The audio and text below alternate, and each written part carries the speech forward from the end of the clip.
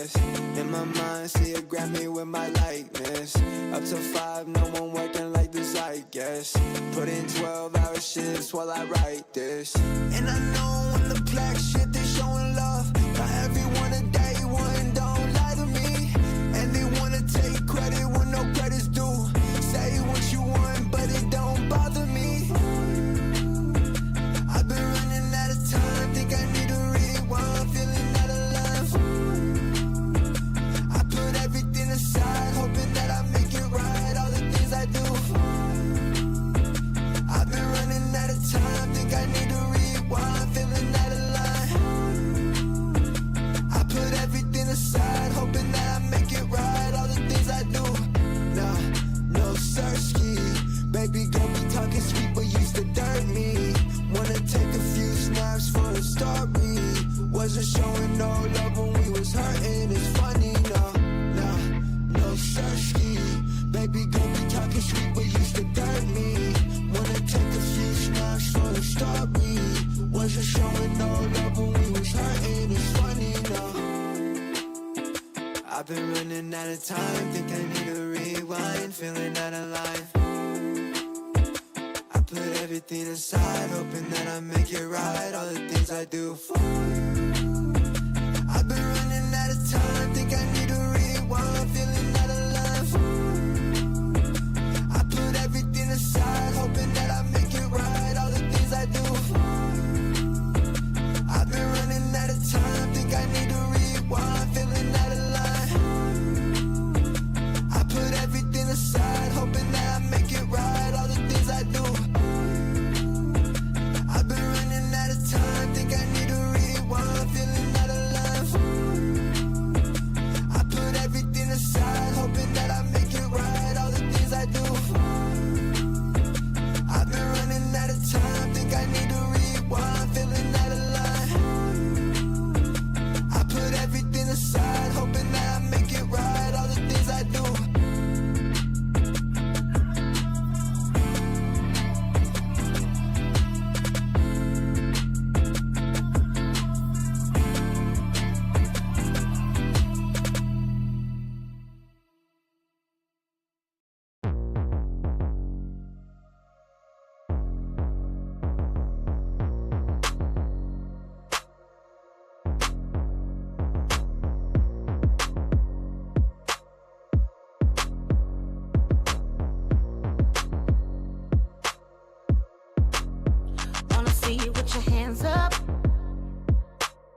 Going straight to the sky, let me see you put your hands up. Cause we do till we die and we on another level. To the rest, wave goodbye, put baguettes in the bezel. Got a piece of the pie, told you once, told you twice, that we only got one life, stay up. Diamond shine, best at night. You wear yours, I'll wear mine. Go dumb tonight, tonight. Dipping low with my girls tonight. Got my ice in the clouds. Cali Dro got me feeling right with my ice in the clouds. Dipping low with my girls tonight. Got my ice in the clouds.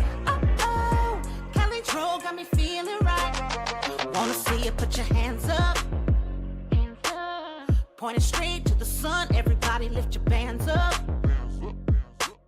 Celebrate cause we won, we stay on another level. Yeah, the team stay fly, word to Bruno, get your rings up.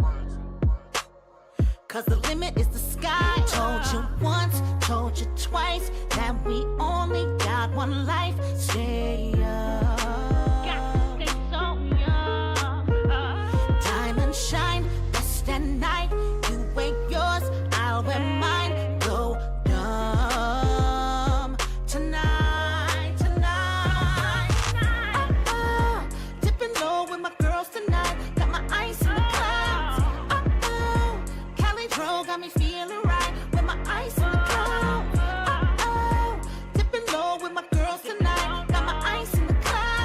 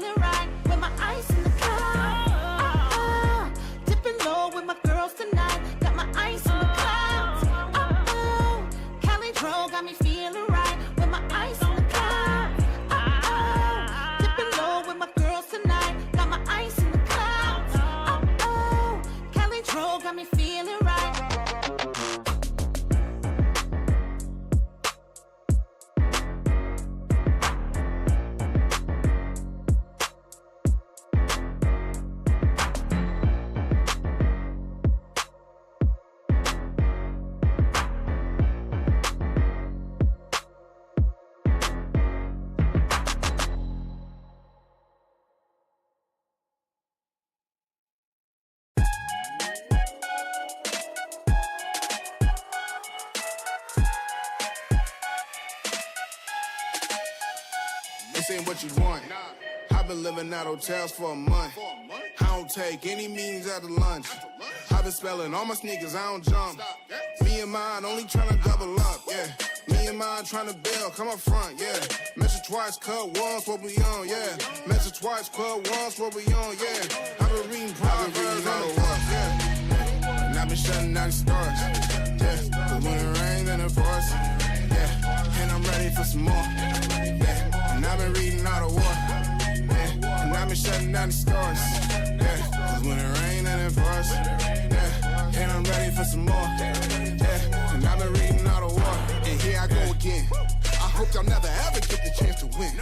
I'm Westbrook and I'm staring at the rim. Yeah. Does anybody really wanna jump with him? Yeah. I got agents who talk like the friends. Yeah. I got friends only wanna talk business. I got expensive cause winning's expensive. I got expensive cause winning's expensive. I've been reading all the war, and I've been shutting down the stars. Yeah. Cause when it rains and it pours, yeah. And I'm ready for some more. Yeah. And I've been reading all the war, yeah. And I've been shutting down the stars. Yeah. Cause when it rains and it pours, yeah. And I'm ready for some more, yeah. And I've been reading all the war, yeah. And I've been shutting down the stars, yeah. Cause when it rains and it pours, yeah. And I'm ready for some more, yeah. And I've been reading all the war, yeah. And I've been shutting down the stars, yeah. Cause when it rains and it pours, yeah. And I'm ready for some more, yeah. And I've been reading all the war, yeah.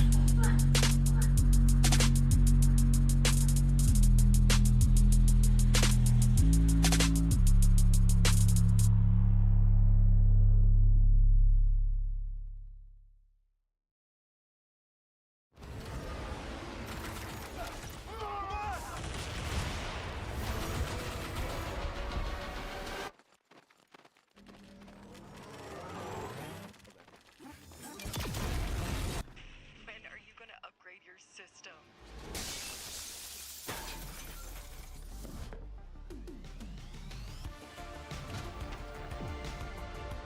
All right, let's do this. Once there was a hunter who saw what others could not. With a magic case in her backpack, she roamed with wild abandon into the great unknown. Her gaze inescapable, her reflexes lightning fast. When armies swarmed, she went through. With eyes open wide, hands steady, holding, watching, capturing everything in sight.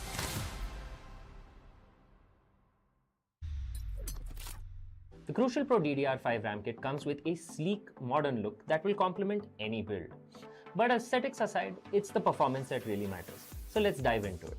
The default JEDEC timings are 46, 45, 45, but it does come with 2 XMP and Expo settings for those looking for a little more performance. With XMP 3.0 Profile 1, you can push the speed up to 5600 megatransfers per second. If you prefer a slightly lower speed but tighter timings, Profile 2 offers 5200 megatransfers per second at 42, 42, 42 timings. We've run some benchmarks and stress tests to give you an idea of how it performs. In general, dropping the speed and tightening the timings with the second XMP/Expo profile yielded better results for us on our test system.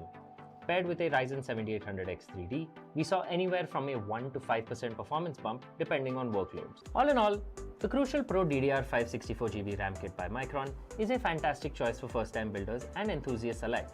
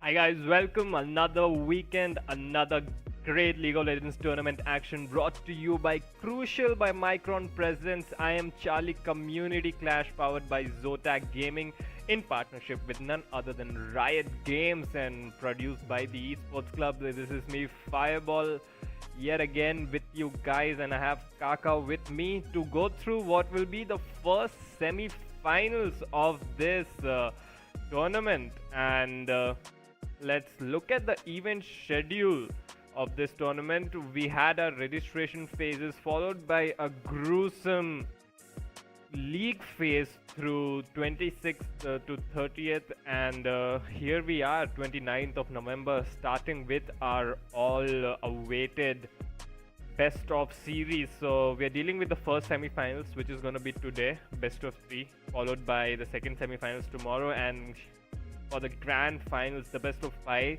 that is going to be on the 1st of December. Let's look at what's at stake for this one, guys. So 50,000 rupees is the prize pool. First place will take 50% of that, or 25k in the bank for the winner. Second place will secure at least 15k. Third and fourth will take 5k each with them. So the loser of this match will not go empty-handed at least, and we have a lot to play for. I'm pretty sure no one would want to go back with just the 5k. They're all gunning for the 25k. Let's look at the matchup in hand. The first semi-finals, as I've mentioned 3 times already, is gonna be between SENG Warriors and KEKXILE Gaming. So SENG Warriors, as we know, have been in the final stages of the tournaments for a long time now. They've become this staple League of Legends unit from Nepal. We always find them in the semi-finals, sometimes in the grand finals as well, and a lot of these players have made their names into the community. They've become well known. They'll be taking on KEKXILE Warriors, who are from Pakistan, and we saw a lot of players from Pakistan doing well in our tournaments as well, as we saw. So Kaka, what are your expectations going into this one? Yeah, I think this should be a great series. I think we have seen Sixes and Kagura play in the last the streamer tournament that we had, the Arcane Uprising, and that was a pretty fun tournament to watch as well. And Sixes especially was the one who ended up in the winning team as well. And for KEKXILE, I think their jungler again, Hoka, we have spoken about him previously, one of the highest ranked players that we have currently in the scene, as well as a few other players, veterans. And let's just look at the brackets as well to see how they got here. SENG Warrior, as you can see right there, defeated Dahaka 2-1. So that was a close series as well. I believe that was yesterday. And looking at KEKXILE right there, beating the old gods who were in the finals previously once of the 100k tournament, I think, if I'm not wrong. And so that's how they find both the teams find themselves in the semi-finals. And look at the bot side of the bracket as well. ODSC beating NSX Esports 2-0 and G2R beating UTS 2-0. So that semi-final will be happening tomorrow at the same time, so do catch that as well. But for now, speaking about KEKXILE versus SENG Warriors, this should be a really close matchup. A lot of players that we know and have casted for before, some really big names like Sixes. We spoke about him earlier, the ADC of SENG Warriors, and then Hoka, obviously Ansari as well on the side of KEKXILE. Excuse me. I think this should be a really fun matchup, and I can't wait to see what happens in Game 1, because that will tell us a story about how the series is going to go. Whether it will be a 2-0, whether it will be a 2-1 to either side, I think we are going to find out pretty soon. And Sixes has come up a very huge player in recent times. We saw in the Arcane Uprising tournaments, he was going ham on those ADC picks, and one of the strongest reasons that Team Soy actually won out that one. So I'm excited to see how Sixes can, translate that ARAM tournament victory back to the Summoner's Rift. He has been Yeah. performing really great on Summoner's Yeah. Rift regardless, even before the Arcane Uprising, but still he has become one of the stronger ADCs in the region, especially now when Angel's Lotus from Temple of Kings is not here anymore. Yeah, and for I have to say, I Fusion. love that KEKXILE logo right there. It's a unicorn. It's a very cute looking unicorn, in fact. So, having said that, we will be jumping into the pick ban phase. My favorite part. Ziggs is going to get banned. That's very interesting. From the side of TSW, the Yasuo is going to sit on the bench as well for this one. The sort of bans that we don't see coming out too often. The one we do actually is going to happen now. The Gwen, which is again meta for some reason in South Asia, and we see it all the time in our scene, is going to see the deck as well. And Thresh banned against, of course, you can see it in the name, Thresh Senpai. So that's a no-brainer right there, Fireball. Definitely, and yeah, Gwen, I think mostly it is common in the Pakistani league scene. We do see a lot of players from that region actually prefer that champion. So Taiseng Warriors do not want to have any of that. Gwen is invulnerable crap. And so KEKXILE Warriors taking the time for the third ban as Taiseng Warriors take away the Lulu. So interesting bans coming out. From the side of Taiseng Warriors, I think they have done their homework. They just don't want any sort of weird bot lanes. They don't want to face against the Ziggs. They want to face against the hyper carry meta with Lulu taken away. KEKXILE Warriors will take away the Swain as their last ban. Now, blue side Taiseng Warriors, they do get the first pick and they will use that on what looks like a Yone Hover. A great first pick. Has gotten a few nerfs, but still, all in all, a very, very solid pick. I think it's very, very blind pickable. For sure, but I don't think it's a first pick worthy champion anymore, especially with Caitlyn being prevalent in the meta. Jinx as well, I think, is a pretty good pick, and Corki as well. I think that Corki first pick would have been much better, honestly, because he is the ADC in the bot lane after the changes as well, that he can sustain himself and do a lot of damage in these team fights, and even the in the isolation as well in the bot lane. But the Jarvan is going to follow as well for Hoka. He is a pretty good Jarvan player. He does play a lot of Kha'Zix as well. We've seen his Zac and Nocturne previously. So I think you give him any comfort champions and you have a really high chance of winning the game. And the Vi is going to answer the Jarvan in the jungle. I think Vi, again, great pick. Or of course, you have so much pick potential. You can just point click that R onto any target and you are going to CC it. So I think Vi, again, a really solid pick. And along with the Ahri, it looks like, so they will be revealing all of their cards if this Ahri gets locked in, that the Yone could be going towards that top side, and that's the case here. And I really don't like that. I really thought they could just hide the Ahri.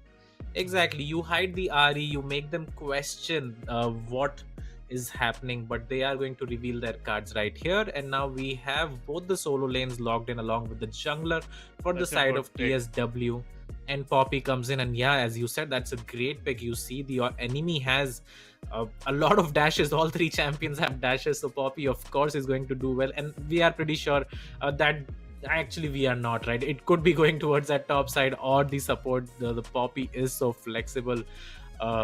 But yeah, let's talk about the ban phase now, Faisal. Yeah, now considering just the bot lane is left for Taiseng Warriors, it should be straight up support and ADC bans taken away. Taiseng Warriors banning the Xayah while seeing the Corki, so they're expecting the Corki to be mid lane for some reason. I think that's the case, yeah. I mean, Corki can be played at mid, so can't fault them for that.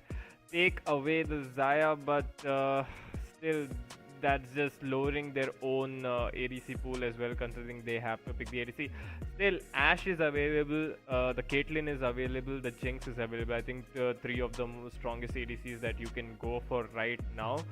Still up for grabs, so I think Taiseng Warriors should be comfortable on that. What I would be more worried about is the support role, as KEKXILE Gaming still very flexible with the Poppy pick. Don't know where that one is gonna go. KEKXILE just take away the Ezreal, and Tyson Warriors will answer with a Caitlyn ban. So the ADCs available right now would be the Ashe, and if I were KEKXILE, I would just take the Ashe here and put the Corki mid lane. That just takes away a lot of strong ADC options from Tyson Warriors.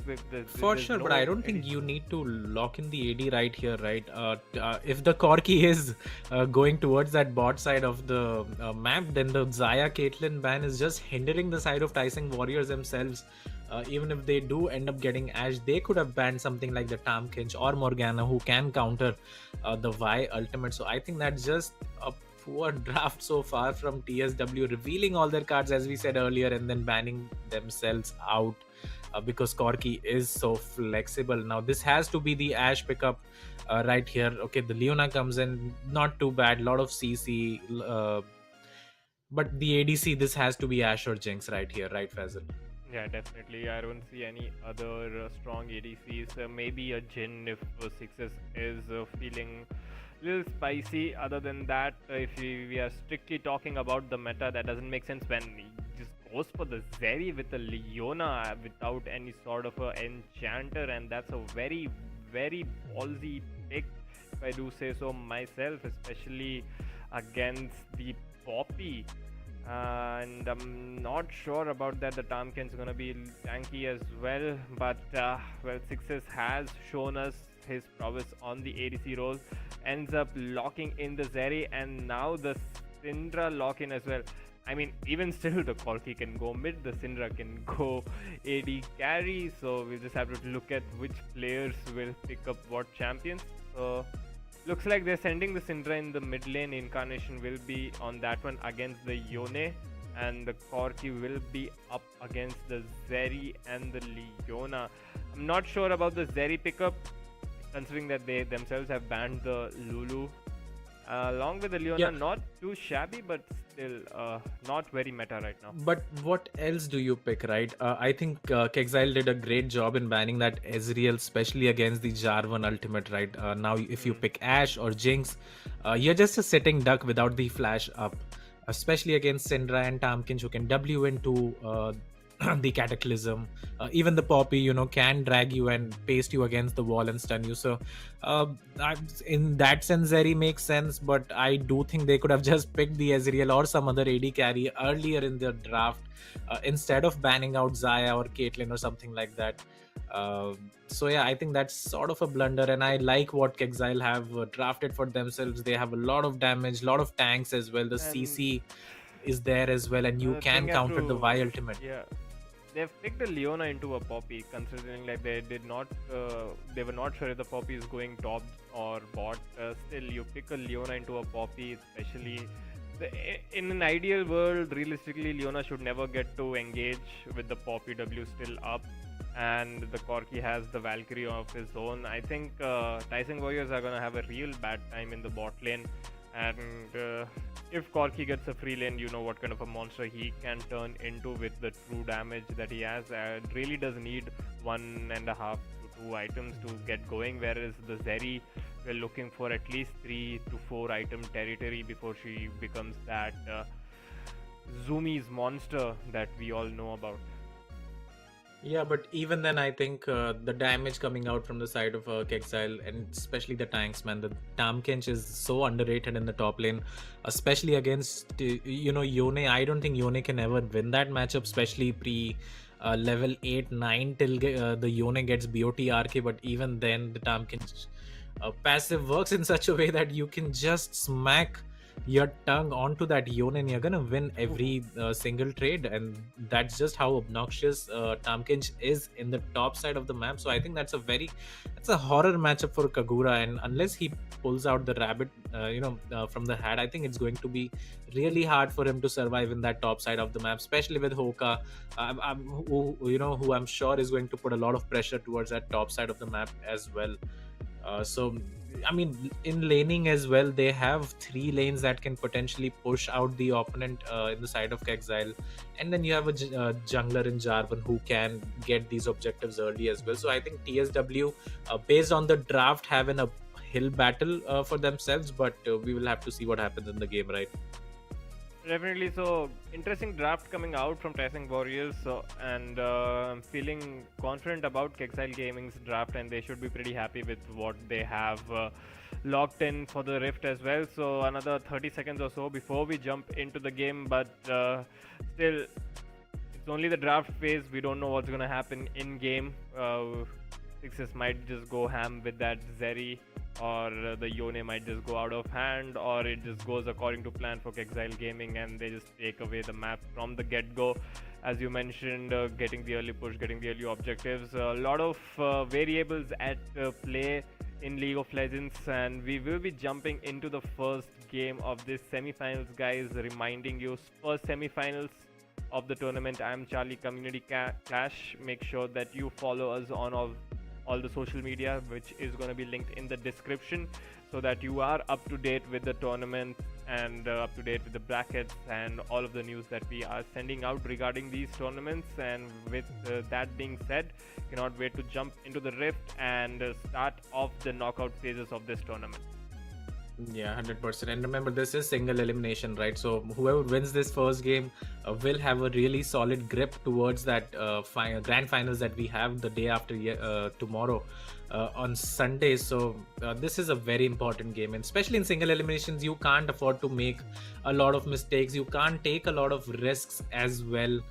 So this is going to determine their tournament lives as well for TSW and KEKXILE. Whoever ends up losing, only getting the 5,000 rupee chunk from the prize pool. And speaking of prize pools, we do have one more tournament coming in. That's going to be Shriman Legends tournament as well, Community Clash, and that's for 100,000 rupees. And yet again, just the action does not stop as well, right? As you said early on when we started the cast, right here, it's every day so far, and I think we are getting spoiled sort of in the last 5-6 months. I can't believe I'm saying that after playing League in India for such a long time. Definitely, it never had a phase when we would be having so many tournaments. It was more of like 2 tournaments every other year or something like that, and that too was for like 2000 RP at most. And yeah, exclusive skins. It's just the golden era of League of Legends in South Asia, if you may, and this is the time for you guys to join in on the action as well. Make sure you check the Discord for that. But saying that, let's jump into the game, into the League of Legends Community Clash, and we might have a pause in game as always.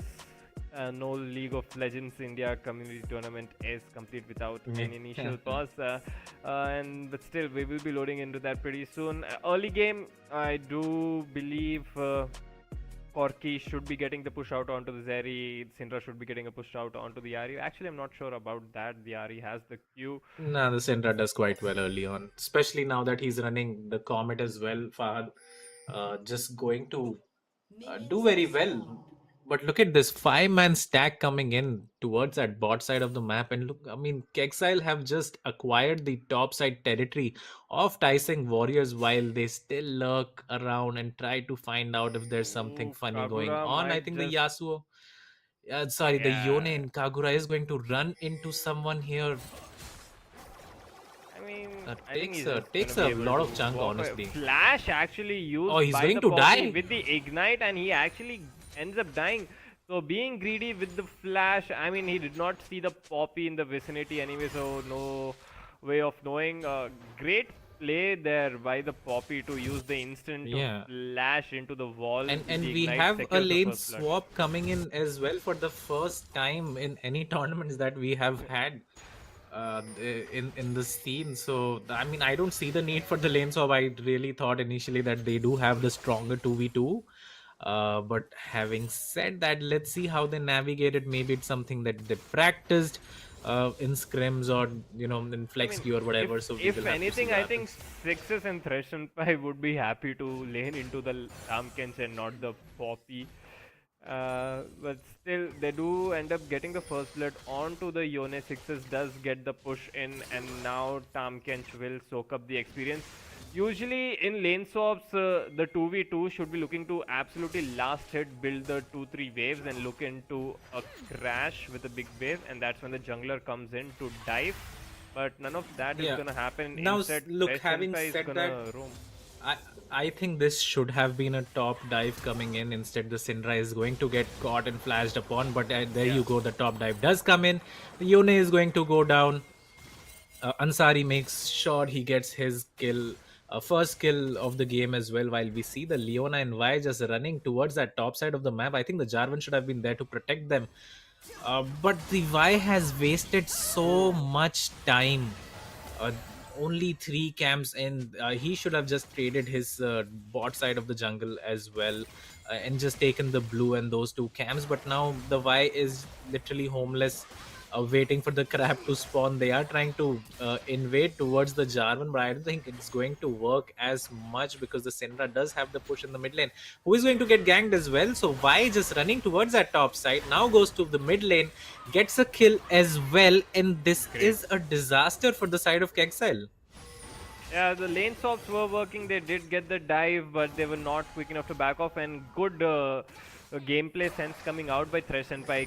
Immediately ditches the bot lane as soon as the wave crashes, runs towards the top lane because he knew the dive will be coming in. Unfortunately, was not there in time to prevent the dive, but was there with the jungler to get some kills back for his team.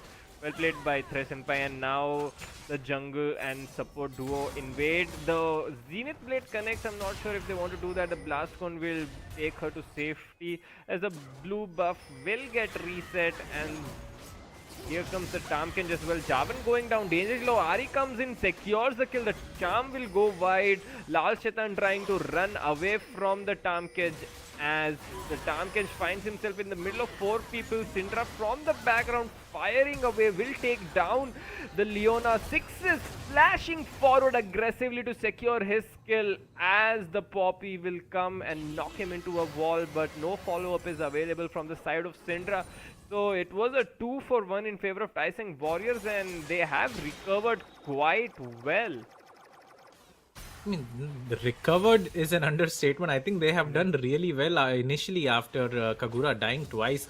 I really don't think Exile has any idea how to play the lane swap, except for just swapping, right? There are a lot of macro plays that come in. You dive the enemy top laner, you have an idea where the Vi could be. You get ahead in the jungle and towards the top side as well. So none of that has happened here. Vi has just run straight towards that top side, got a kill, took the crab, came mid, got a kill, ran towards the bot side crab, got 2 kills there as well.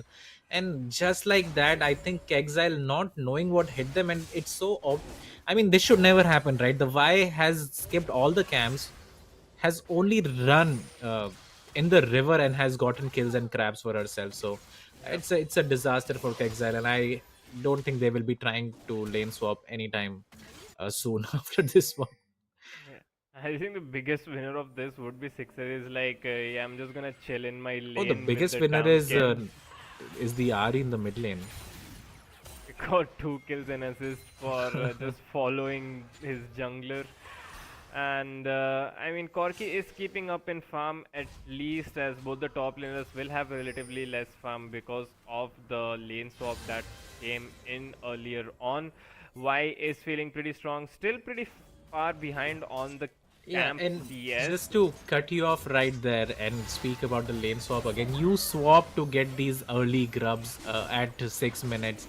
Instead, they are going to swap back in and get the dragon instead, which is, I think, very low value, especially the Chemtech Drake that has come up instead of 3 grubs that are going to go on the side of TSW. So this is not the macro I was looking forward to. I was really excited about the lane swap, but unfortunately this has been not up to the mark, should I say, for the side of KEKXILE, as Looking they at are the 1000 plates gold as behind. well, Sixes got a plate in the bot lane. In the soft lanes, in the top lane, KEKXILE were not able to get a plate for themselves. So just a lot of gold bled through for the side of KEKXILE, and they find themselves 1000 gold behind at 8 minutes, while being almost even on kills. So, and they got the first blood as well. So they bled out a lot of gold, but still, it's not the end of the world. They've swapped back to default lanes, and we'll be looking to build back on whatever has happened in the early game.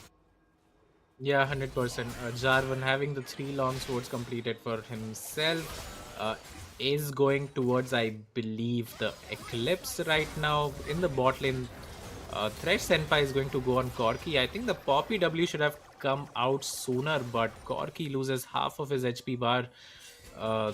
In that trade, the Jarvan is spotted towards the bot side river, so Tyson Warriors are well aware of where the jungler is. Meanwhile, Vi, I think, is going to get level 6 pretty soon, and we should expect a gang coming in towards anyone. Actually, a lot of them have flashes up right now, but the Vi ultimate can just lock someone down. I would expect it to go to mid or bot side of the map because the Tamkench can be pretty tanky. And it's just a waste of time to try and kill him. But I mean, look at the top side. This is pre-swap, by the way. That guy Tamken just licked Kagura 4 times, and Kagura lost like almost 50% of his HP bar right there. Yeah, Kagura, the victim of the lane swap, was at the receiving end of the first blood and got dove as well. So he was definitely not enjoying the early game, but has kept up in farm at least. Equal in CS, is equal in levels as well, and doing pretty fine for himself. I think Sixes has a decent level and XP lead over the Corki because Sixes was left in the lane alone for a prolonged period of time, and he has completed his boots, has the Vampiric Scepter, is stacking up that skull very nicely, and is at a very good spot, and set out to carry later on in the game as the Ari completes her lost chapter, still sitting on the 201 gold bounty. Ari, the Y will be sitting on the tunnel and the Caulfield's War Hammer. Still, the game has slowed down just a bit as we wait for the next dragon to spawn in 2 minutes. Yeah, or the Void Grubs, right? If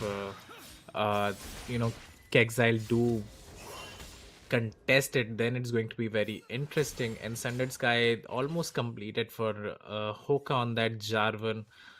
On the other side, though, for the Y as well, Al Shaitan making towards the same item as well. So, I mean, these fights are going to be heavily reliant on what items do these guys have. And it looks like the Ari will have her Malignance completed before Syndra can get her Luden's Tempest. So, and Ari is, I think, one of the stronger champions at level 9 once you do have those 5 points on the Q that can just clear the wave with 1 Q, right? So there you go, has a Malignance completed. So she will be looking forward to this fight, and if you can get a reset on Ari, that ultimate does not time out till the fight has ended. So I think that's going to be a lot of fun and a lot of potential for Ari to pounce on in the team fight.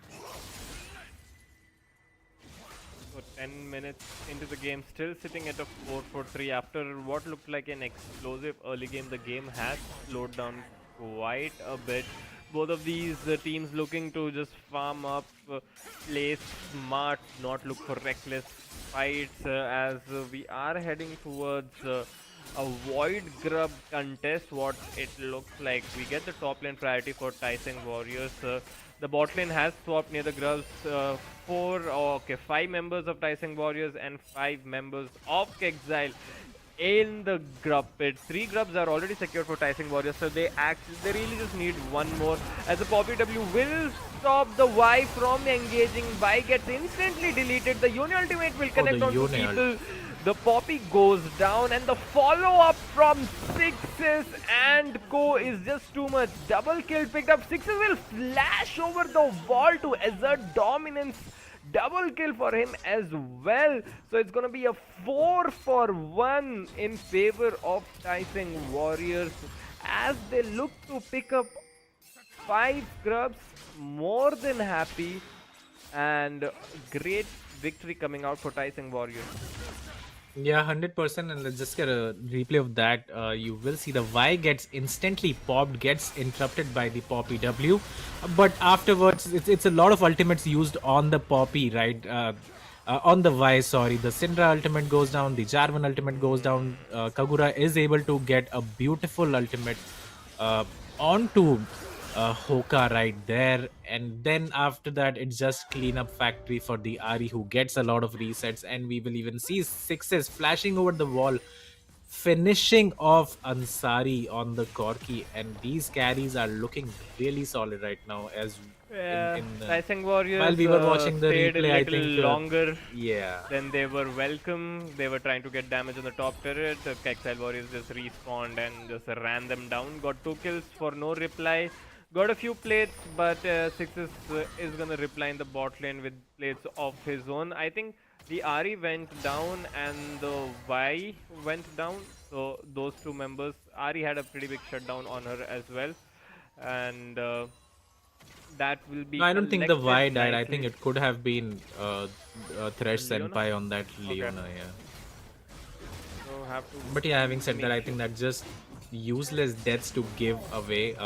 And while that was going on, Warriors did pick up the Cloud Drake for themselves and a lot of plates in the bot side of the map as well, as they look forward to push as much as they can with the void grubs that they have, and get as many plates as they can in this last 10 seconds that's remaining of them. Let's see if the Ari is going to pick up one for herself, and she just might.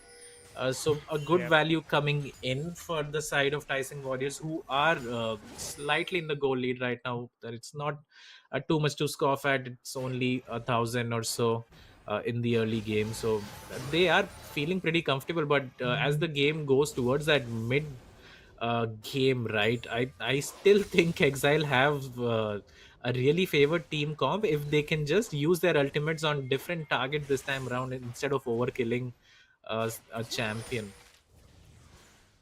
Emily, so 15 minutes into the game, 1000 goal lead for Taiseng Warriors. The items are starting to kick in for these members. One item completed throughout the board for the 10 members, except the supports, as Y should get the back and complete her I Standard think Sky. he kind of messed up his build. Instead of completing the Sundered Sky, he has picked up another Ruby Crystal and Long Sword for himself.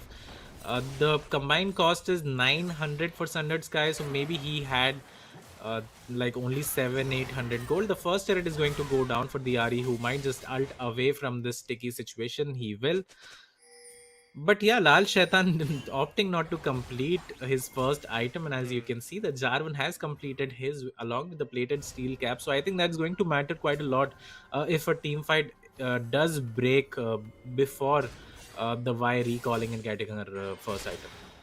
Yeah, the Rift Herald is about to spawn as the dragon still has 2 minutes. Yone is pushing out the mid lane, has completed the. Oh, actually went for the tier 1 boots and is still working towards that Blade of the Ruined King. As both the top laners, little less on the money department, no items coming through yet, as Tamkench has a variety store in his backpack, has components for about everything. And there you go. Yone will finish the Blade of the Ruined King right now. Yeah, and that's a big power spike for the Yone. As soon as you can get that blade up and running, you do feel quite comfortable after that. The autos are going to deal a lot of damage paired up with the E, and he is going to push towards that bot side of the map, secure the second turret for his team. Getting one more, outer turret is obviously good for the side of Tyson Warriors, who are pushing quite ahead. As you can see, the goal lead has now become 2000, although we haven't seen a lot of action, but just these objectives that are not being contested from the side Yeah. of KEKXILE, who are it seems like 2 steps behind the play so far in this one. And they will start up the Rift Herald, and KEKXILE just giving it away for free, not even trying to contest that one as they try to set up vision around the dragon.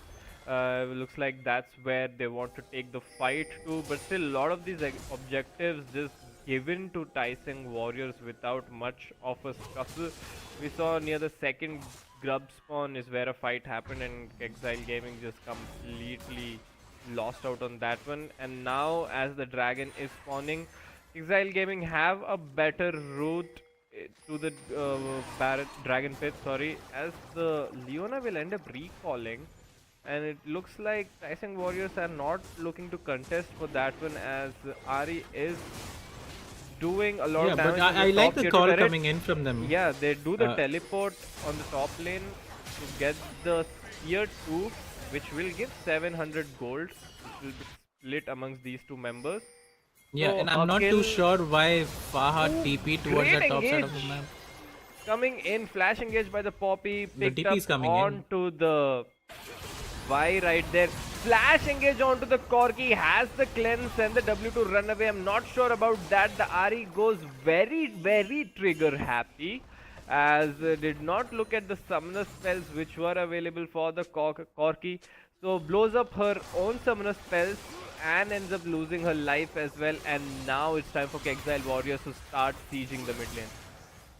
Yeah, that was way too aggressive from the side of NA Void, but the mid turret is now under siege for the side of Tyson Warriors. I think they are going to lose out on this one, since the engage is not there anymore, as the Leona ult is on CD. But I thought initially, even if they end up losing Lal Shaitan, the play was good. You get the second the T2 turret towards the top side of the map, which is worth a lot of gold, 750 gold, I think it's worth. So that was a good play, just to trade dragon. It's not even soul point yet, even if you do lose the Y in the process. But NA Void just TPs in and goes super ham, trying to one shot the Corki with his build. That's just not possible, and is going to burn his flash, ends up dying as well. So overall, I think it just worked out way too well for KEKXILE, who got the dragon, who got the mid tier 1 turret, as well as 2 kills and the TP from Ari.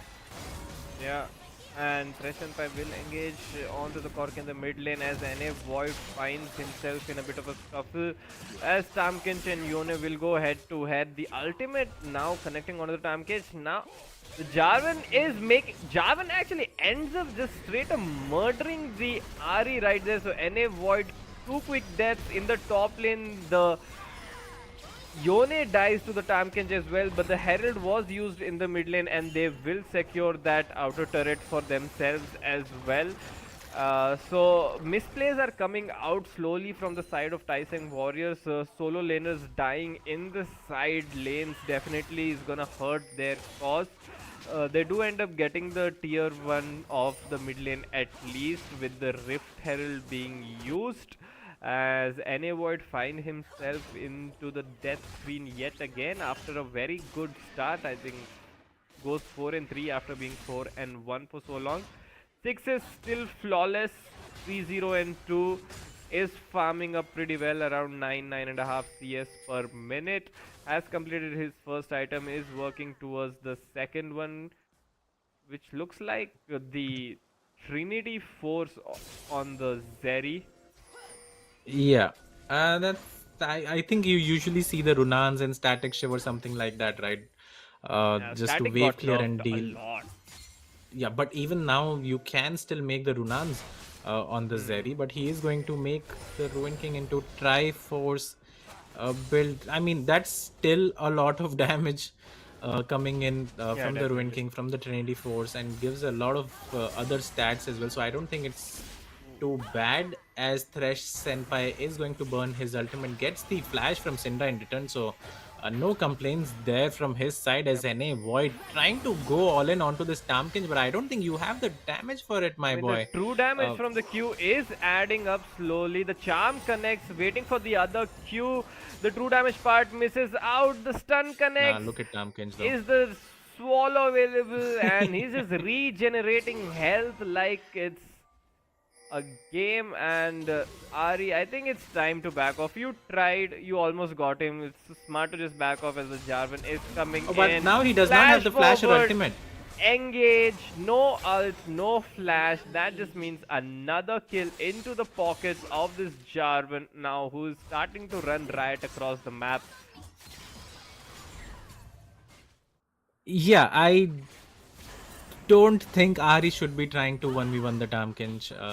Even though he does not have a lot of MR, the champion is just too tanky, especially with his shield coming in as well. I think he could have killed the Ari alone had he connected one more of his tongue lashes onto the NA Void right there, but NA Void just ends up dying anyway.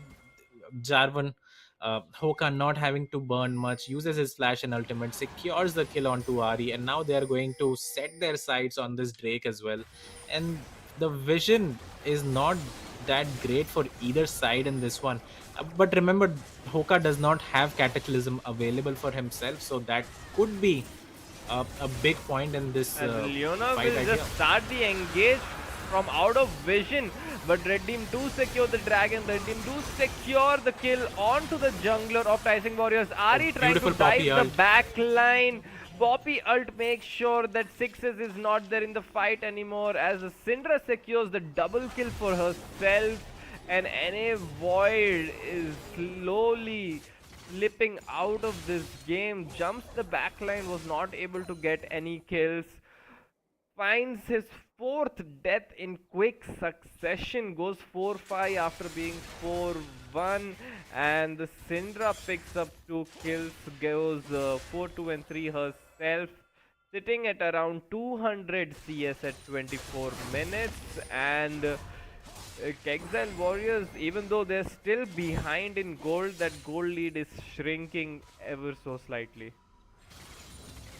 Yeah, as you said that, I mean, that's pretty correct. I mean, Poppy ultimate was just so beautiful as well in the last team fight, knocking the bot lane of TSW out of the fight completely, and then it was just a stroll in the park for them. They do pick up the second Ocean Drake for themselves, and now are on that very crucial soul point. Tyson just cannot afford to give away the Ocean Drake to a Tamkench. As Tamkench engages onto the Ari, the charm does buy some time, and Tamkench is more than happy to just burn the ultimate from the Ari and go back to laning. Lal Shaitan sitting in the bush right there will get spotted out by the Poppy as they are fighting for some vision around this Baron pit. Yone is laning into the Syndra in the side lane. Threshenpai will get spotted here as well. And I feel Ari is kind of struggling into the Tamkinch, not having the best of times laning against that. Yeah, and the Yasuo, I mean the Yone, I keep saying Yasuo is going to struggle as well against this very fat Tamkench. Some true damage on Ari's kit along with the Liandry, so he is dealing some damage to the Tamkench, but with the red buff, with the items that he has, I don't think he's going to care about it too much right now. And as you said earlier, NA Void, starting off so well in this game, I think he was 4-1, has found it very difficult, and now look at that, 5 deaths, highest in the game as well for him. And just speak about these items as well. Faisal Sixes not opting to build the Triforce. I think now he's going to make it. Has completed the Blade of the Ruined King and picked up the second item for himself as well. So what do you think of this build?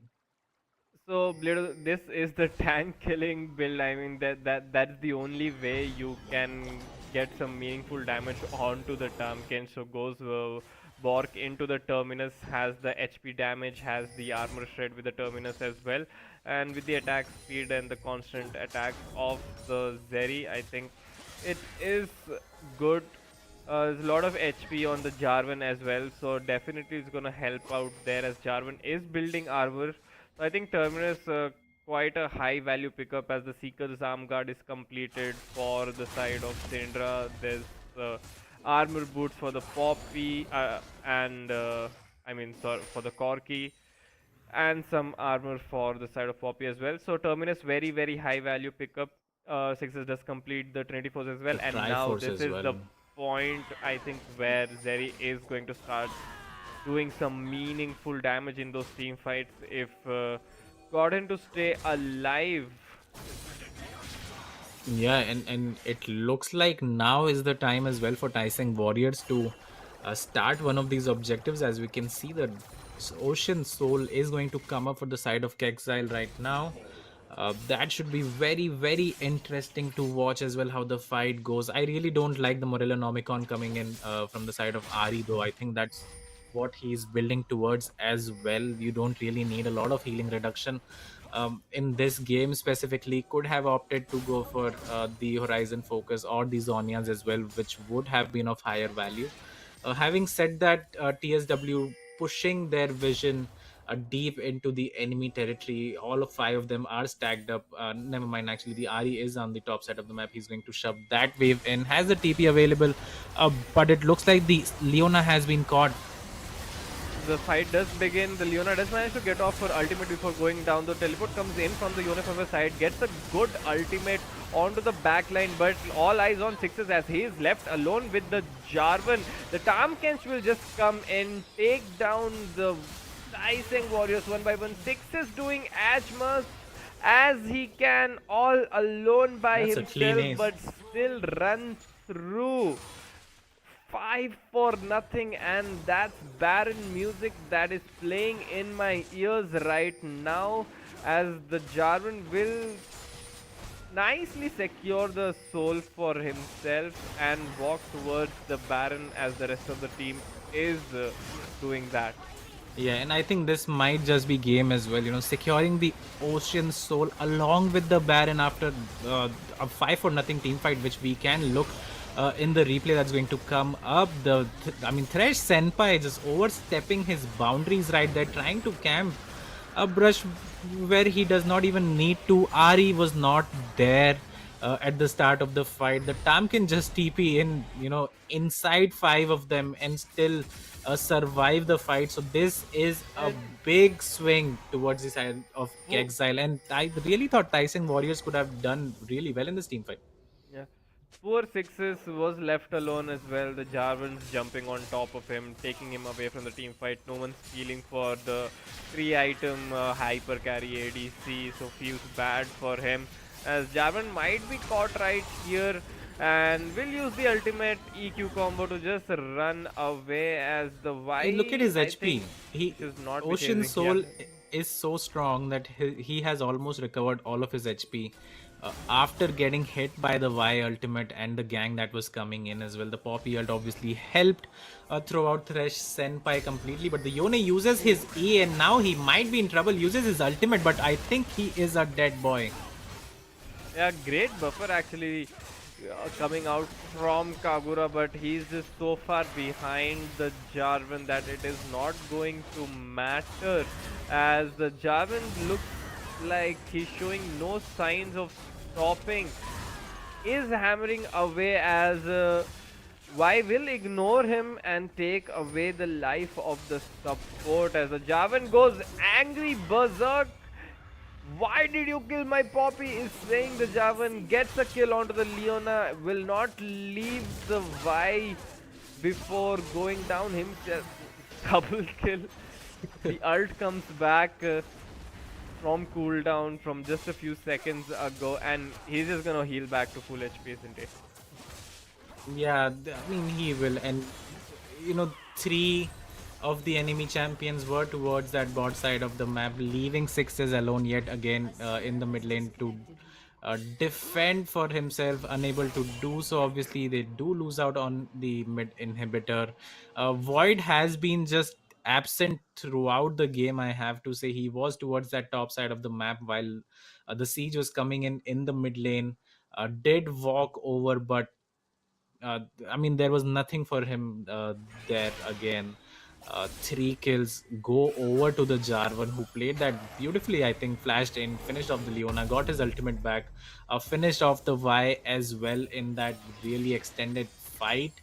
And the goal lead has just skyrocketed after that one fight near the Ocean Soul. And yeah, this looks like KEKXILE will be taking game 1 pretty soon against TSW. Definitely all members from the side of KEKXILE sitting on bounties except the Poppy, as they have built up a 5,000 gold lead of their own, and they are just going to look to push these lanes out. focusing towards that top tier 1 for now. I think still this Baron is not going to be enough for them to close this one out, as the Elder Dragon is going to spawn in 3 minutes. And I think play for Tyson Warriors is going to be just stay in the game, not lose their entire base for 3 minutes, and probably try to flip something at Elder if they get a miracle steal there or something like flank. that. As a fight will break out, eyes on Sixes, has kited away. The Yone comes in with a good ultimate, landing onto 2 people. Sixes is firing away, trying to do as much damage as he can, but the HP bars are just not budging for the side of KEKXILE, as they are getting absolutely dominated, just losing Syndra, and now they will be looking to get the siege. They get a 2-for-1 in their favor, as the knockup will connect onto the Y, make that a 3-for-1. Any void running for the hills. The second tier turret will go down in the top side, going towards this inhibitor turret, and the Ocean Soul is going to make sure that everyone is topped up nicely. Yeah, and this will set up the Elder Dragon fight as well for them. If that does happen, the top inhibitor goes down. The Nexus turret has taken a lot of hits as well, as you can see how low it is. And I don't think the Tyson Warriors can win any team fights going forward. I mean, look at the Tamkins. The Warmogs completed Sunfire, Thornmail, plated steel caps. Jarvan has 4 completed items for himself, along with the Syndra and Corki. Even the Poppy has 3 items completed, man. Dead Man's Plate, Redemption, and Locket coming in for her. So who do you even try to focus in the team fights? If you are TSW is the question. I think the Corki is the only viable target that you can ultimate as a Y. But even then, he can be rescued. With the Tamkins are coming in as well, so this is just so hard now for the side of Tyson Warriors, and that's what we spoke about in the draft as well. KEKXILE doing really well in this drafting phase and just making sure that the carries can get ahead. And Hoka, I mean, this guy has performed so well in this game. And a void will get caught out yet again. Just for, I think instead of just delaying his death, just straight up die right now so you can be available for the fight near the objectives. At least 30 seconds for them to spawn, so now that timer is gonna be 50 seconds. He was just trying to delay the inevitable, as Yone is getting the push out onto the tier 3 turret in the top side. Tamkins will just come there and take care of that. Is like, hey, that is not allowed. Back off, actually flashes forward to assert dominance, and he's gonna do more than that. I feel Yone is just gonna ult out, as the Poppy is threatening the third inhibitor turret along with the inhibitor as well, and the rest of the team is looking to start the Elder Dragon, and Tyson Warriors just have to recall, no other option, and just not much for them to do now. It's just an inevitable, as you said, slow death coming in. The dragon will be picked up for the side of KEKXILE. They can get the Baron as well. Do if they get the Baron? That's what so. I was about to think as well. They really don't need to go for the Baron. But they're just going to make sure that there are no, loose ends in this game. So they are going to pick that up as well. Combining both the buffs, it's really hard now for the side of Tyson Warriors to do anything in this game, but just to slowly die. And they are looking towards that Baron, but how do you fight against the Dragon buff, the Elder Dragon buff? Might as well go down fighting. They know what's gonna come after the Baron buff regardless. As the damage is starting to get through, Vi actually steals away the Baron. Now the call comes to run for the hills, as the Baron steal is there. Jarvan going down dangerously low, will be taken down. 1000 gold shutdown for the Ari coming in, but now the Elder Dragon is showing its power. I mean, well played team fight there by Tyson Warriors, but too little too late. They did get the steal onto the Baron, they did get the pickup onto the Jarvan, but this is a 3-4 item Corki that we're talking about, with an Elder Dragon buff on top of him. You are not And the Ocean surviving Soul. that. As And the Tyson Ocean Warriors Soul. is not gonna survive this first game. 1-0 for KEKXILE Warriors in this best of 3 series. First semifinals of IMCharlie Clash, brought to you by Zotac Gaming with Crucial by Micron as the title sponsors, and we have KEKXILE taking the first game in this series.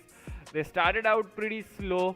The lane swaps did not work in their favor as they would have wanted to, but boy did they come back and they completely dismantled Tyson Warriors, and very well played by them.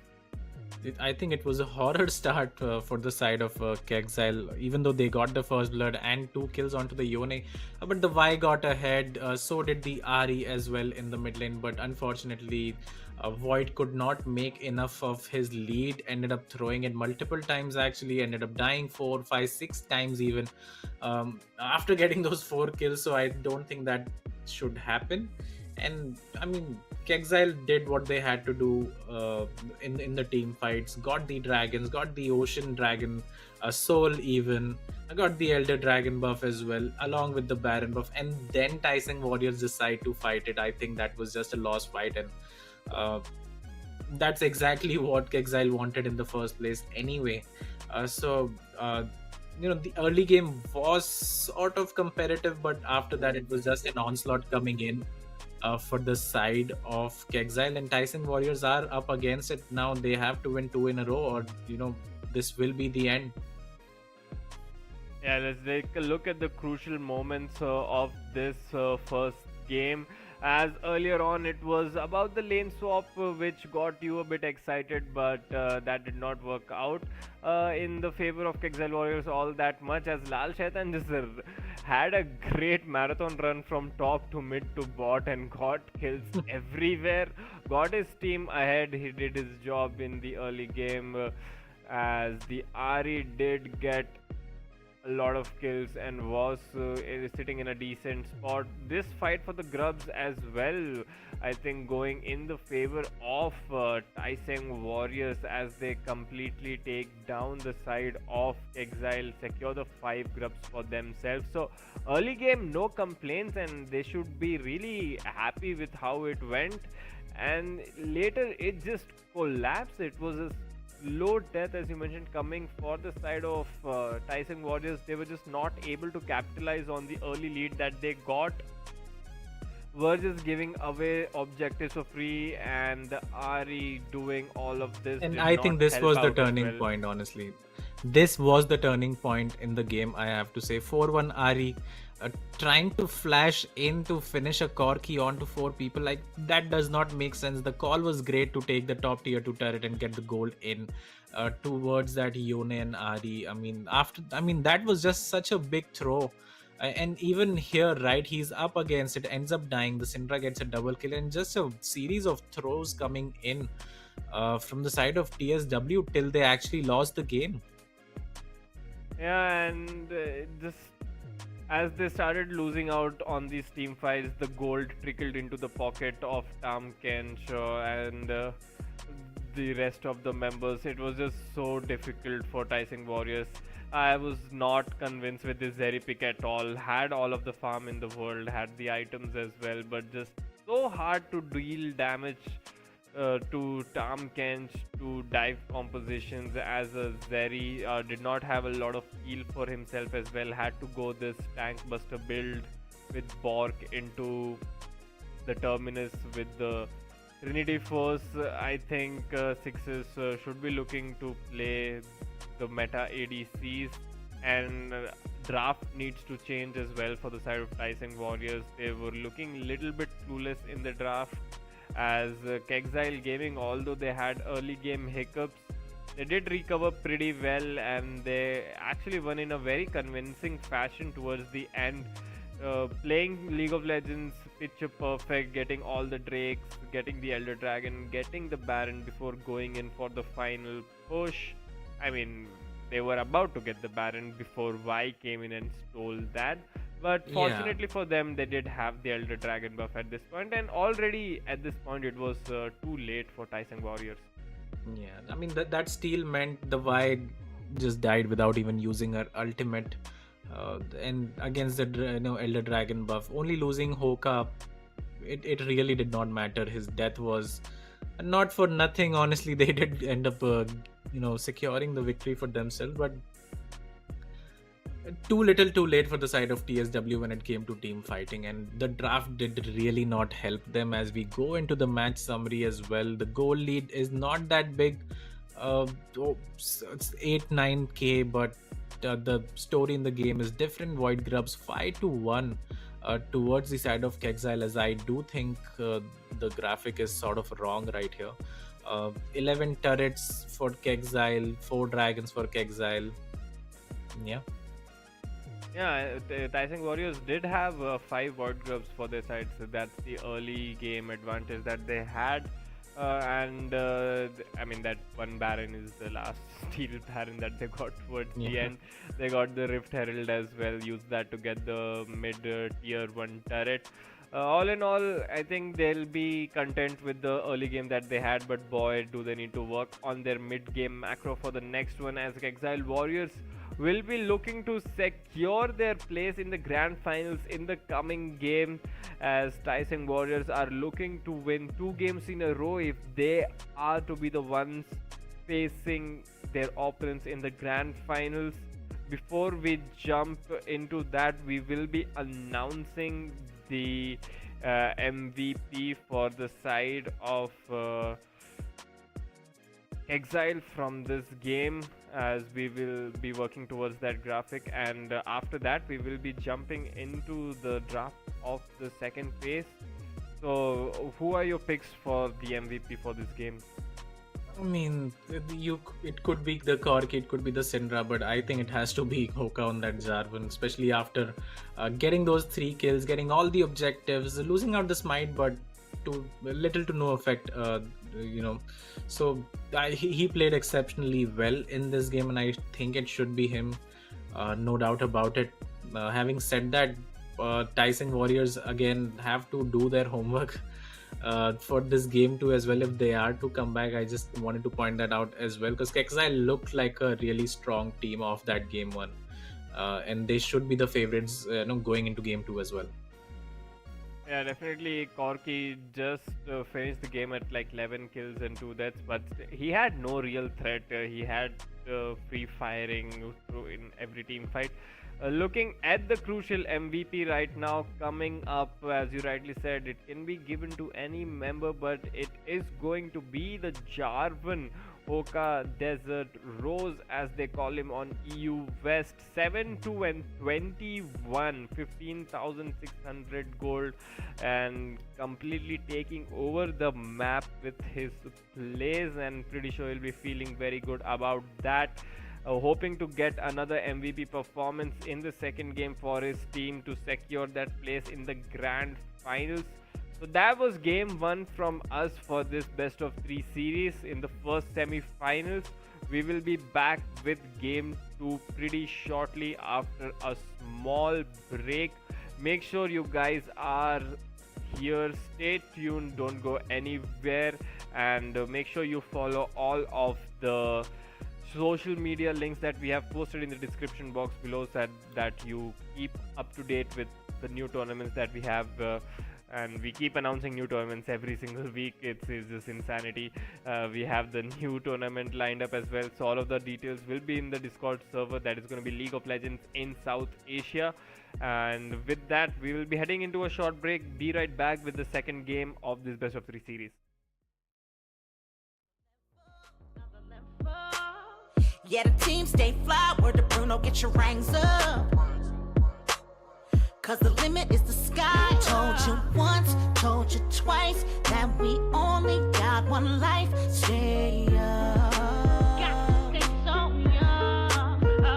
Diamond shine, best at night. You wear yours, I'll wear mine. Go dumb tonight, tonight. Oh, dipping low with my girls tonight. Got my ice in the clouds. Oh, Cali Dro got me feeling right with my ice in the clouds. Oh, dipping low with my girls tonight. Got my ice in the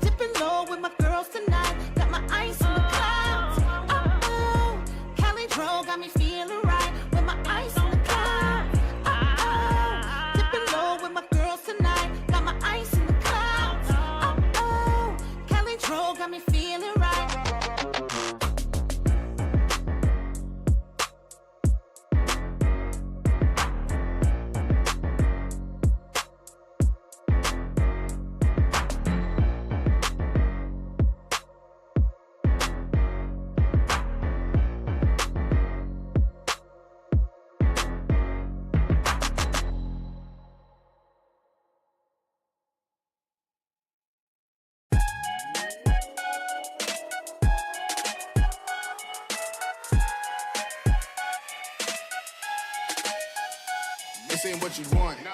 I've been living at hotels for a month. I don't take any meetings after lunch. I've been spelling all my sneakers, I don't jump. Me and mine only tryna double up, yeah. Me and mine tryna build, come up front, yeah. Mention twice, cut once, what we on, yeah. Mention twice, cut once, what we on, yeah.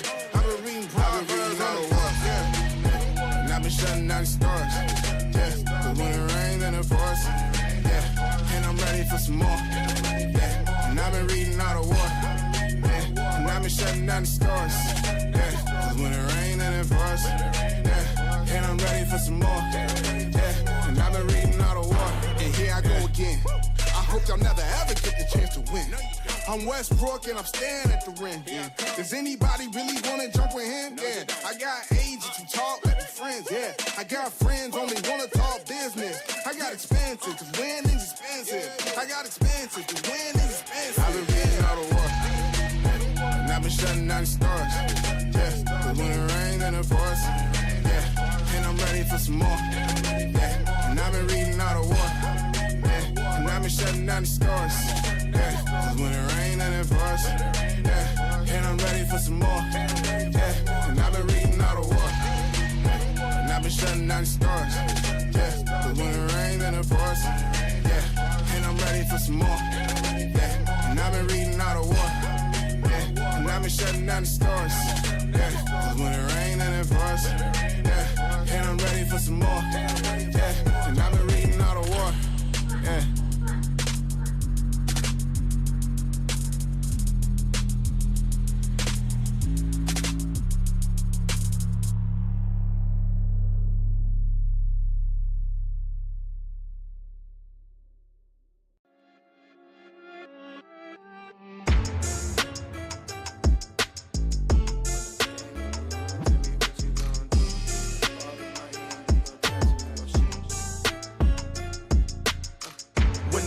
On the line, you can't fold and you can't bend. Y'all be playing it safe and I be going for the win. Remember back when they was doubting on the kid. Now they tuned in cause my game too legit. Stayed down, remain humble and I made it work. Crazy how I came out so clean from the dirt. We was using candles on the nights the lights ain't work. We ain't never going back to that and that I merged. Turn your back on me, the worst mistake you ever make. Keep my grass cut, gotta watch out for the snakes.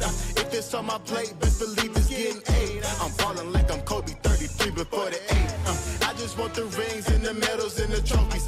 I want the Kardashians and Jenner so I know me. I wanna take a Uber to the hills to visit Chloe. I want the floor seats cause I'm tired of the nosebleeds. When the game on the line, you can't fold and you can't bend.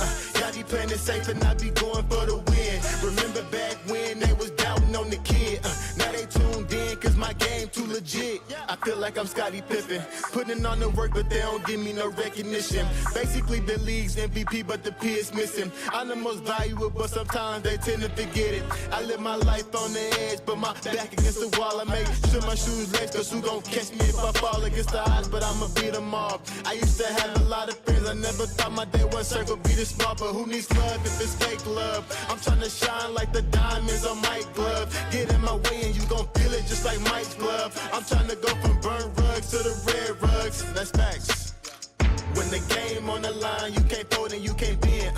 Y'all be playing it safe and I be going for the win. Remember back when they was doubting on the kid. Now they tuned in cause my game too legit. Who gon' stop me now? I'm on a roll, let me know who gon' stop me now. Who gon' stop me now? Who gon' stop me now? I'm on the roll, let me know who gon' stop me now. Gang, gang. When the game on the line, you can't fold and you can't bend. Y'all be playing it safe and I be going for the win. Remember back when they was doubting on the kid. Now they tuned in cause my game too legit. When the game on the line, you can't fold and you can't bend. Y'all be playing it safe and I be going for the win. Remember back when they was doubting on the kid. Now they tuned in cause my game too legit.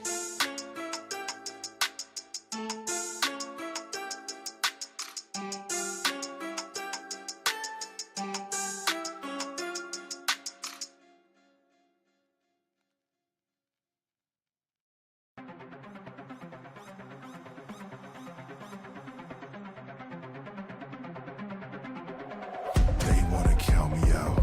Next time pick a higher number. Next time I should run for cover. Next time let the giants slumber. They wanna keep me down. Knowing my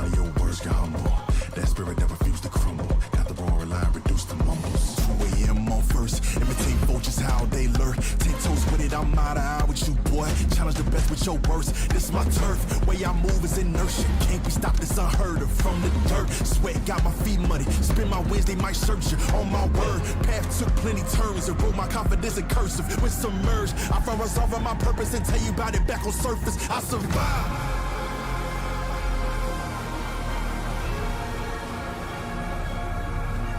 I survived.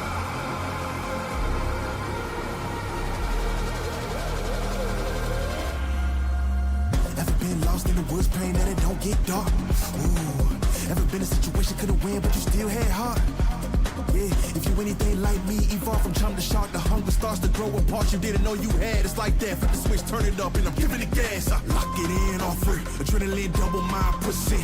Made a home in the unknown, I swear I never fear again. I got ice in my blood, big enough to down this shit. I don't care how bad it get, I got 10 toes down, don't forget, I survived.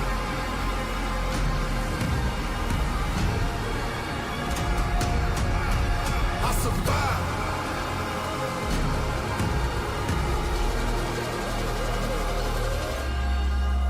When you on the brink and you in too deep, when you feeling weak, when it's hard to breathe, you gon' take a knee? Never. You gon' keep it G forever. Stand up and face whatever. I'm built unique, I'm better than the hard times I seen. Crime scene, obscene, face the ugly, cover up like Maybelline. Had uncertainty and urgency, cut from me like surgery. Formed again more sturdily, personally. I don't see nobody stopping me. I don't see nobody topping me. I don't see nobody honestly. I run you over if that's what it's gotta be. And it's gotta be what I look like, having fear still haunt me. What I look like, having regret haunt me. Pay that price, I don't care what it costs me. All my life, big me against the army. I'ma push the red button on them like Atari. I'm big dog with a human like a Maltese. See more fall off than 03 tall tees. Not sorry for the way I am. Learn to ball them up with no one holding your hand. Never back down, never hide in the sand. If you ain't hear the message, let me say it again. Yo, let me say it again. I survived.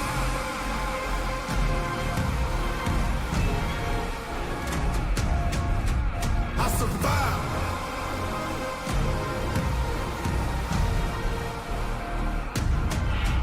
I survived.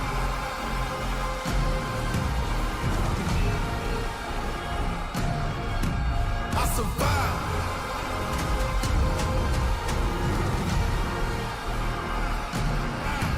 I survived.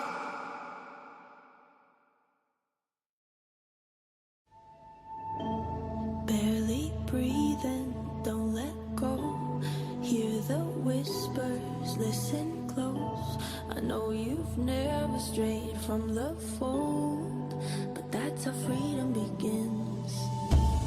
Bended knees and broken bones, a bleeding heart never bleeds alone.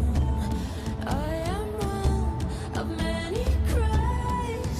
We are far from the ashes. Rise up, break the cage, be the lion, be the storm, be the strike of the lightning. Rise with the dawn, rage like the sun. This is what we came for. Revolution. Burn your bridges, make your choice. Fight your demons, raise your voice.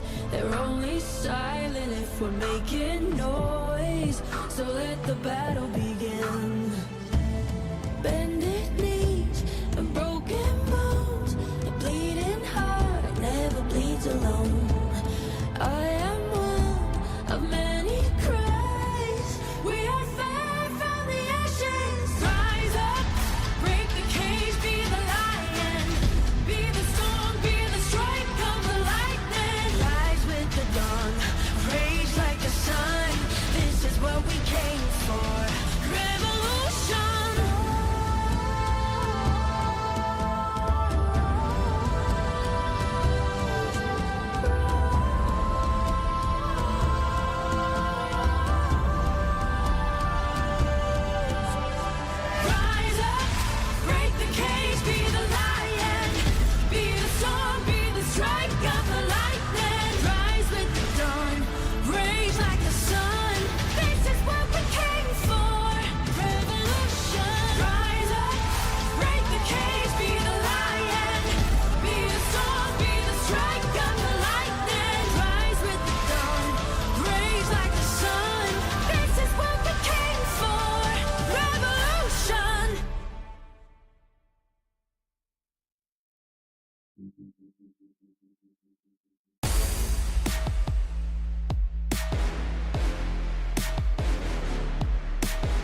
Yeah, I was undercover, wrote me off like the others, but I had secrets inside.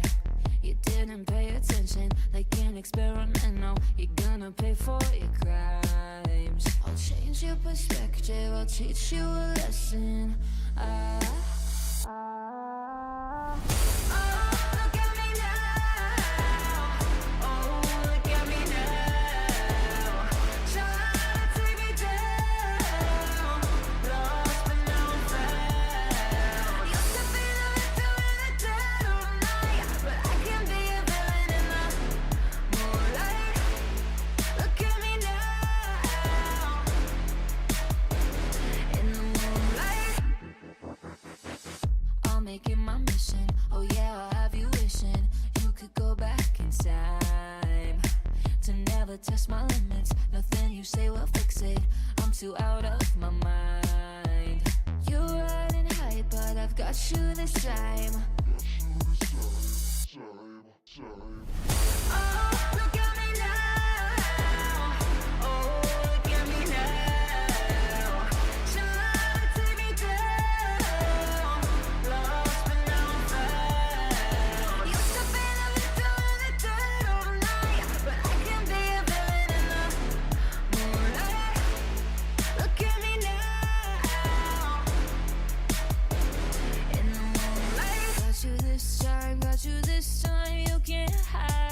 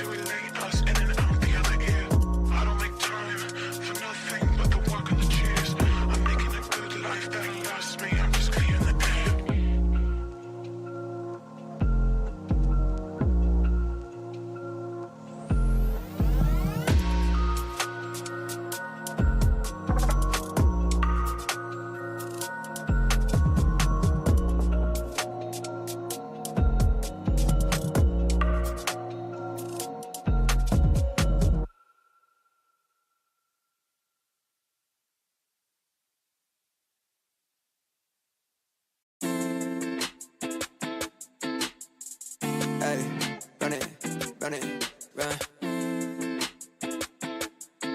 No, no, no, no, hey.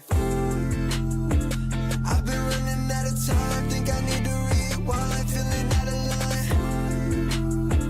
I put everything aside, hoping that I make it right, all the things I do for you. I've been running out of time, think I need to rewind, feeling out of line for you. I put everything aside, hoping that I make it right, all the things I do for you. Nonchalant, wake up feeling like I'm righteous. In my mind, see it grab me with my likeness. Up till 5, no one working like this, I guess. Put in 12-hour shifts while I write this. And I know when the black shit, they showing love. Not everyone a day one, don't lie to me. And they wanna take credit when no credit's due. Say what you want, but it don't bother me. I've been running out of time, think I need to rewind, feeling out of line. I put everything aside, hoping that I make it right, all the things I do. I've been running out of time, think I need to rewind, feeling out of line. I put everything aside, hoping that I make it right, all the things I do. Nah, no sirski, baby girl be talking sweet, but used to dirt me. Wanna take a few snaps for a story. Wasn't showing no love when we was hurting. It's funny, no sirski. Baby girl be talking sweet, but used to dirt me. Wanna take a few snaps for a story. Wasn't showing no love when we was hurting. It's funny, no. I've been running out of time, think I need to rewind, feeling out of life. I put everything aside, hoping that I make it right, all the things I do for you. I've been running out of time, think I need to rewind, feeling out of line. I put everything aside, hoping that I make it right, all the things I do for you. I've been running out of time, think I need to rewind, feeling out of line. I put everything aside, hoping that I make it right, all the things I do. I've been running out of time, think I need to rewind, feeling out of line. I put everything aside, hoping that I make it right, all the things I do. I've been running out of time, think I need to rewind, feeling out of line. I put everything aside, hoping that I make it right, all the things I do.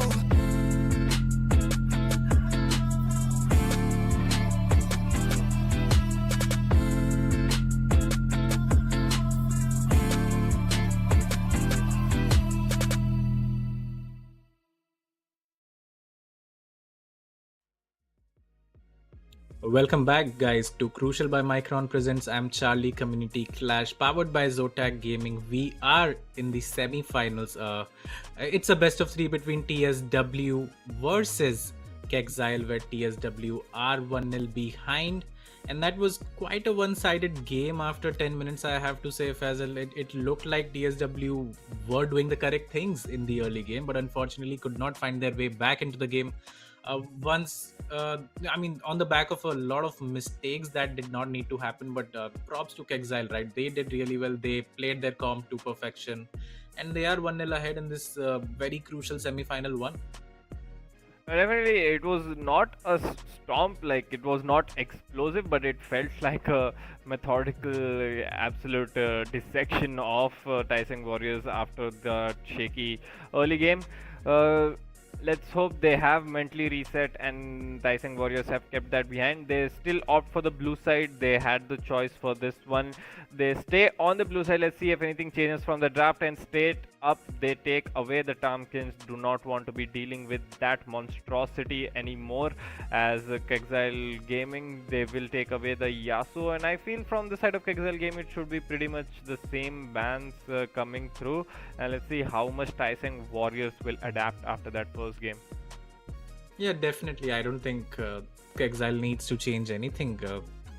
Tyson Warriors just going to ban out the champions that they played against in the last game, so Obviously, all the prep has gone out of the window. At this point, the Tamkinj ban is very suspicious. That tells me that the Yone, they don't think the Yone was the problem in the game, so they might just end up picking it once again for the top lane blind.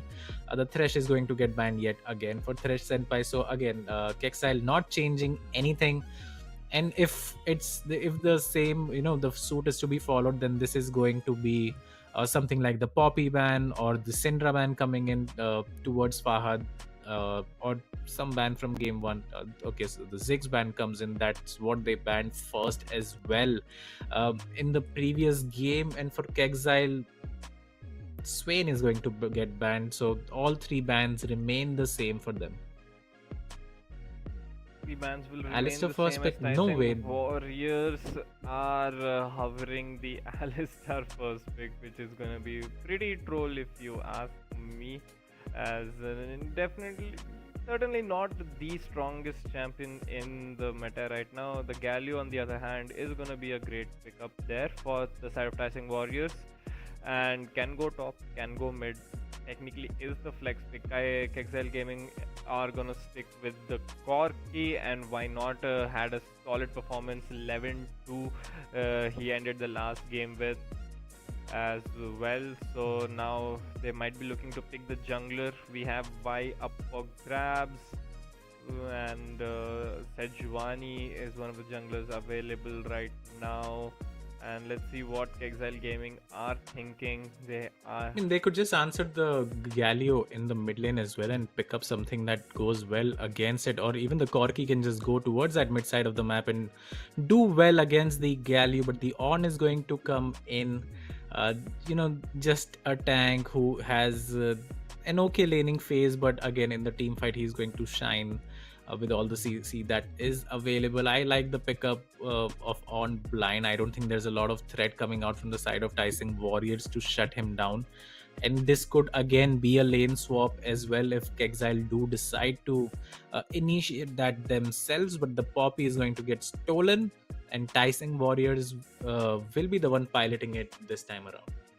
So Thresh Senpai will be looking to make his own plays on that Poppy after being on the receiving end in the first game. Galio Poppy already picked up, gonna pick the third champion right now. Should be looking to lock in the ADC, and Sixes is asking to hover and actually lock in the Aphelios. So with the recent buffs to Collector and some direct buffs to Aphelios definitely not the worst champion to pick up. Still needs some time to start going through and getting that 200 years damage, and if piloted well, I don't have any complaints against that, as KEKXILE came in lock in the Kog'Maw.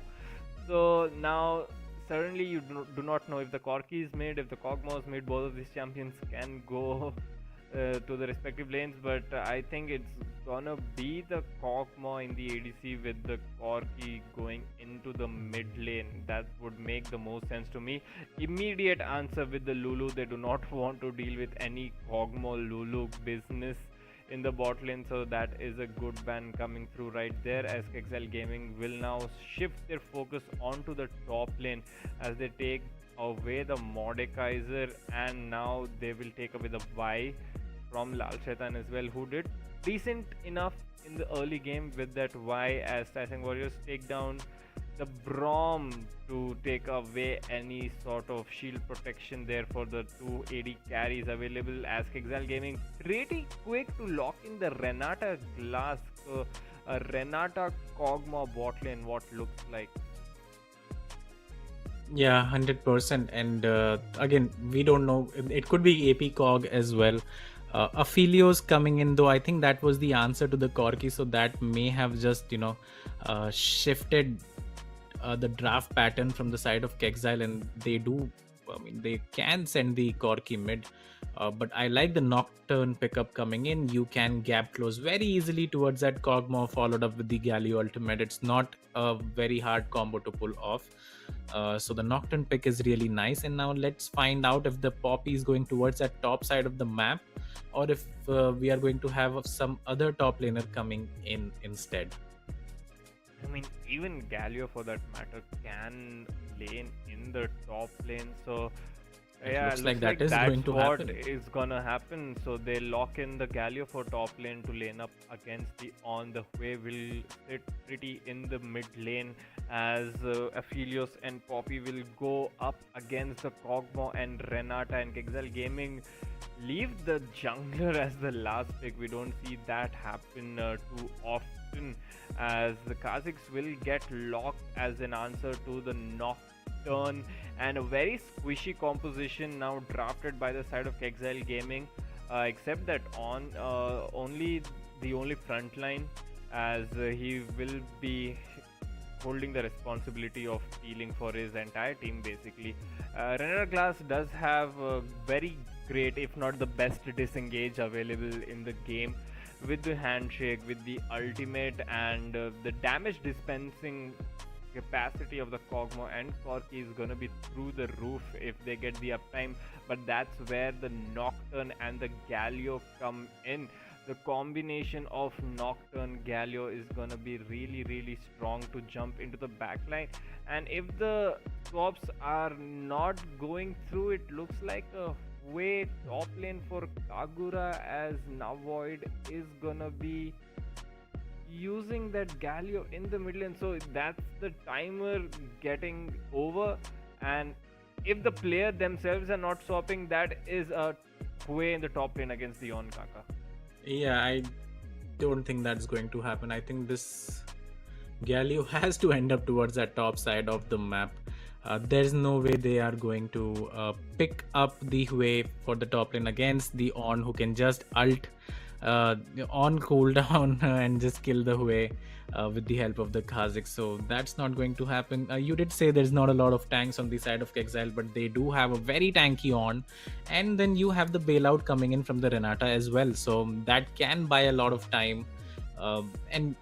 Listen, if one of these champions in Kha'Zix, Corki, or the Kog'Maw survive team fights, they are going to burn the enemy team down. So I like the Renata pickup quite a lot for that matter, and I do think again KEKXILE have done really well in the drafting phase.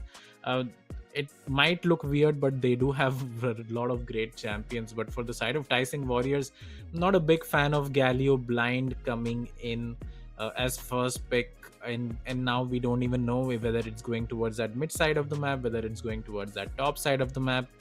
The bot lane is fine, the jungler's fine, the combos are fine, but if they can survive the laning phase, then it's going to be pretty good for them. But it will really depend on how KEKXILE decide to play it. Yeah, and laning the Galio against the Corki is not that great, as well as Corki can match the wave here of the Galio with the phosphorus bomb and the Gatling gun just running through. I feel Kagura might just end up being the mid laner for this second game, as this is a do or die game for Tyson Warriors. They do not have any room for error, whereas KEKXILE Gaming with their draft are going to be looking for explosiveness and just run through Tyson Warriors with sheer amount of damage coming through. The Corki is gonna scale into a monster, the Kog'Maw is gonna scale into a monster, the Renata is gonna make sure everyone stays alive, as Scythe on that on will be looking to peel for his team, and a lot of damage carry options, but that can still be a double-edged sword, as if they go behind, they are going to be not having a lot of impact. On the side of Tyson Warriors, they do have the combination to shut down these carries, to shut down this backline. You have the delivery for the Galio with the Nocturne, and if the backline is unstable, it's very hard for there are no other real damage sources, as the Kog'Maw and Corki are going to be kept busy in the backlines. The On's not going to do a lot of damage, is he? Yeah, but the Renata can just fix a lot of problems, right? She's a very good counter engage sort of a champion. You just have to press R. It will buy a lot of time for the AD carries, even the bailout as well. So I don't think that should be a lot of problem. Damage wise, I do think actually the side of KEKXILE have an abundance of it in the Kha'Zix, Kog'Maw, obviously the Corki as well. Even the on deals a lot of damage. even though he makes a lot of tanky items, and the masterwork upgrade will come in the late game as well. So they will be looking towards that late game in this game to coming in, and I think that's a smart move as well. In tournament games, you do want to draft these sort of champions that are going to help you in the late game, get towards it, and then team fight your way to victory. And as we have seen from game one, I mean, KEKXILE can team fight really well. Having said that, we do have a pause in the game coming in, so we will be jumping into the game pretty soon once that is sorted out. But in terms of draft, I think KEKXILE have done about enough to get the game 2 and series for themselves. So I think that's what your prediction for game 2 is. You're looking for a 2-0 for Exile right here. As I feel the Galio Nocturne along with the Aphelios, you can never count sixes out. He had a decent game on Zeri. He was farming, he got to his items, but just no peel for him. And the enemy championship, he has an Ocean Scroll. He's just gonna stand in front of your auto attacks. That is very skew, and gonna just block everything. So unfortunate circumstances coming out for sixes right there. Let's see if he can turn it around in this game, as Aphelios can turn into a very, very dangerous carry after that Collector Infinity Edge along with Berserker Greaves have been completed. This time he needs to be kept alive, and he has a Poppy to do that for him. Let's see if TaiSeng Warriors can turn it around the sixes on that Aphelios to bring back the series at 1-1. It's gonna be an uphill task, but they should be confident in themselves. They have found themselves in the final stages of the tournament for a long time, and TaiSeng Warriors is slowly but surely becoming a name that is being uttered everywhere when we talk about the top teams in our region. As we'll try to get some information about what the pause is, and we will be looking to jump into the game pretty soon. Level 1, though, previous game we did see a lot of invades coming in, both the teams trying to stack up together. That's how Kagura lost his life as well, giving away first blood. Let's see if they follow suit in this game as well, or otherwise they will be looking to just guard the jungle entrances. I don't think there should be another lane swap coming in this one. That was really not fun to watch. Just the Vi running around the river, just killing everything she sees. It's not something that should happen ideally, and KEKXILE will learn from their mistakes as well. But hey, I mean, it could happen again. They did sort of make TSW panic, and TSW just going to stack up 5-man against KEKXILE, who are invading on the opposite side of the river, actually the opposite entrance. So we could see an all-out brawl coming in at level 1. Yeah, and KEKXILE Gaming are walking towards the mid lane, as they will now spot out, and TaiSeng Warriors will run into the bush, blind checking it, but KEKXILE Gaming deciding not to do anything with that. As level 1, you have two ADCs, not the strongest composition. You do not want to be fighting against the Galio passive, against the Nocturne and the Hue AoE that can come out. So just deciding to back away. They do put down a deep ward into the red pit of TaiSeng Warriors, though. TaiSeng Warriors have done the same. TaiSeng Warriors are going to start the blue buff off at the enemy jungle, so I think they are going to split the map right here. I think Nocturne will get spotted if he decides to take the Grom, so they will have an idea that this is being done. And that's exactly what he's going to do. There you go, he gets spotted, gets pinged out. The Kha'Zix has full information, and now he can make his move as well. Yeah, Kha'Zix should be looking to walk towards the blue buff of the Nocturne to be equal on farm, but looks like he is just passing towards his wolves right now, trying to find this Nocturne, and now just stuck between two minds, as Nocturne has started the wolf. I think he wants to fight the Nocturne right here. Yeah, calling over his mid laner, the Kha'Zix, is like make him suffer as the bot lane is now collapsing as well, and Lal Shaitan in a world of trouble, losing his flash already, and he will just go down. First blood secured by the Kog'Maw as they are running down. Thresh Senpai pick up another kill for the two carries. 1-1 start for KEKXILE Gaming as Lal Shaitan stayed his welcome for far too long. His bot lane was not able to push it in to cover for him. The mid laner as well. Great call coming in by the Khalees. Like, no, I'm not settling for the swap. My mid lane and my bot lane are gonna get their asses in here, and they're gonna help me secure this kill as Kha'Zix will pick up 2 assists. Will not get this blue buff though, but I'm pretty sure he's more than happy with whatever has happened. Yeah, I don't think you should be disappointed at all. I think that was a huge mistake coming in as well from Tyson Warriors, because they don't have pushing lanes in the early game. So the jungler deciding to start on the opposite side, and then even, you know, thinking of taking the wolves as well, just getting greedy right there. If he takes the Gromp and blue buff and goes towards his own jungle, I think it's a good trade.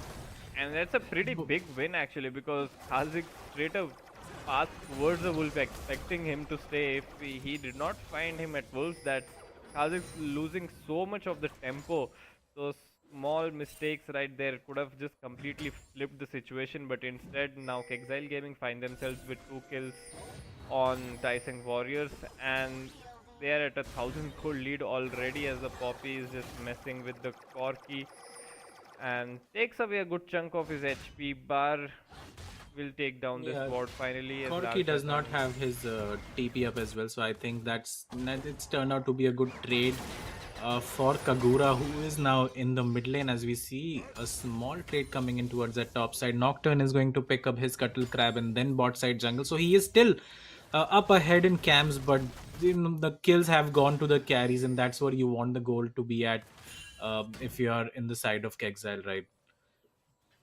Yeah, that just allows the Corki to buy the tier very quickly. The Kog'Maw got his Vampiric Scepter, will make sure that he stays healthy in lane with the frequent Aphelios poke that can come out. So still again 6s starting the lane off, and his laner already has a kill. Definitely not feeling good about that. Thresh Senpai will just quickly take down a few wards of his own, as Kog'Maw will keep bullying this Aphelios whenever left alone, and the W is up. And yeah, KEKXILE Warriors, great start to the game. 5 minutes into the game, 2-0 up already. Yeah, and Kog has the Vamp Scepter as well, right? So he can just keep on taking these small trades and then healing up by hitting the minions. So far so good for the side of KEKXILE. They are getting to scale comfortably, although there is a small CS lead in the mid lane. Is only about 5 CS lead though, so I don't think that matters too much. Top is pretty even, bot is ahead actually. So I think this is the dream start for KEKXILE. They will be very happy with what has gone on in these 6 minutes, but now the grubs are up on the map and online, so let's see if we are going to see any skirmish or a team fight coming in towards that top side of the map. Poppy has already started his voyage towards that top side. I think he'll be looking to help his mid laner out with a quick gank before he passes towards the grubs. Or looks like Kha'Zix is there in the vicinity though. Hex Flash will just scare away the Poppy, and now, I mean the Corki, the Poppy now will walk towards the grubs, as the Kha'Zix has started the Ocean Dragon. Definitely not the worst dragons to have and to trade with the 3 grubs, as they can look to fight for the next 3. Yeah, and going by last game, it does look like KEKXILE prefer the dragons as well. They did get the soul, Ocean Soul in fact it was in the previous game, so not a bad trade as long as you can limit it to like 3 or 4 grubs. You don't want to give all 6 away. Then the Aphelios can just murder these turrets if he's he gets any sort of alone time. So I do think there will be some sort of contest towards those white grubs. Engage in the mid lane. Flash followed by the way as well. The spells will connect, but that's a trade Shutdown will be picked up by the side of the Hue though, so a bit more gold taken by the side of Hue. Now Aphelios, poor Aphelios, Oh will my look to get dope. Well played right there, and he will actually secure 2 kills. Oh, the barrier coming in time as the teleport is very slow by the Galio. That's just gonna mean the On gets a free push onto the turret as Galio's making the slow voyage back towards his lane. I think he was Yeah. just not expecting Sixes to survive that long and teleported so late. Either the teleport has to be channeled instantly or just not at all, but regardless, well played by Sixes, saving his flash as well as getting a kill in return when he got dove by 3 people. That is the best he could do. Lal Shaitan now finds himself again inside the enemy jungle, taking away the big grubs, and that is gonna make side of KEKXILE Warriors a little mad as they will force away the flash of the Nocturne.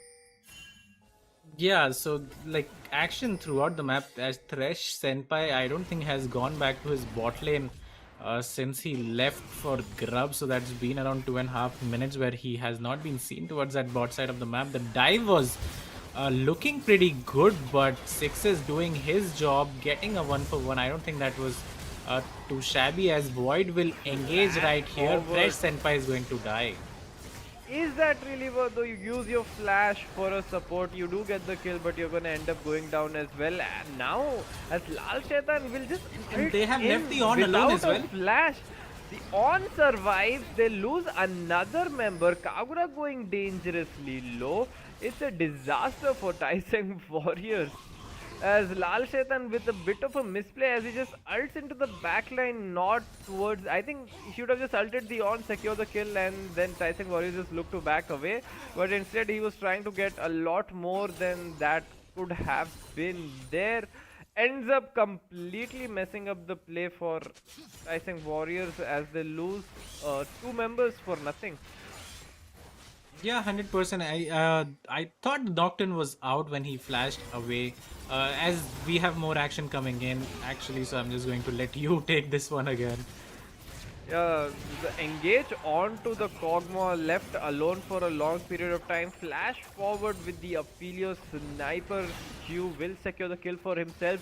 So sitting on 2 kills already, the Aphelios will try to take down a few plates before recalling. Is working towards that. Collector has the Rectrix in there for some reason as well. So I'm not sure if he was I think he trying might to be build going for the a Ghost Kraken Blade, Slayer. honestly. Oh, is that No, the I think comp for he's- Ghost Blade? Okay. Yes, I think he is I going have for not Ghost built Blade. that item in a very long time. So yeah, complete Yeah, the there Ghost you Blade go. already. Is a good item on Aphelios. The movement speed definitely useful on every situation. Is it better than that Collector though? I'm not sure, but let's look at how it works out. Not played Aphelios in a long time actually, so not Yeah. sure about the tech. Now, having said that, actually, the grubs are going to come up as well. As you can see, Hoka has been pinging that they don't want to give this away. The bot lane is going to move as well for the side of KEKXILE. Ansari very close to completing his Blade of the Ruined King. But yeah, we might just see a team fight here. But Aphelios needs to be a part of it. Otherwise, I don't think Taiseng Warriors do stand a chance as the E connects. The Kha'Zix is going to jump and just kill Lal Shaitan on his own, and there you go, the grubs. Now they have to give these away, and I don't think they can contest it at all. But again, Aphelios has been left alone with the turret. As I say, that On will TP towards that bot side of the map to protect it. So great macro coming in from the side of KEKXILE, and that should be grubs along with the kill fairly easily for them. Yeah, so 3 grubs will be picked up by either side. Previously, KEKXILE Gaming did get the first dragon as well. Aphelios is scaling slowly but surely. Was left in a solo lane for quite a bit of time.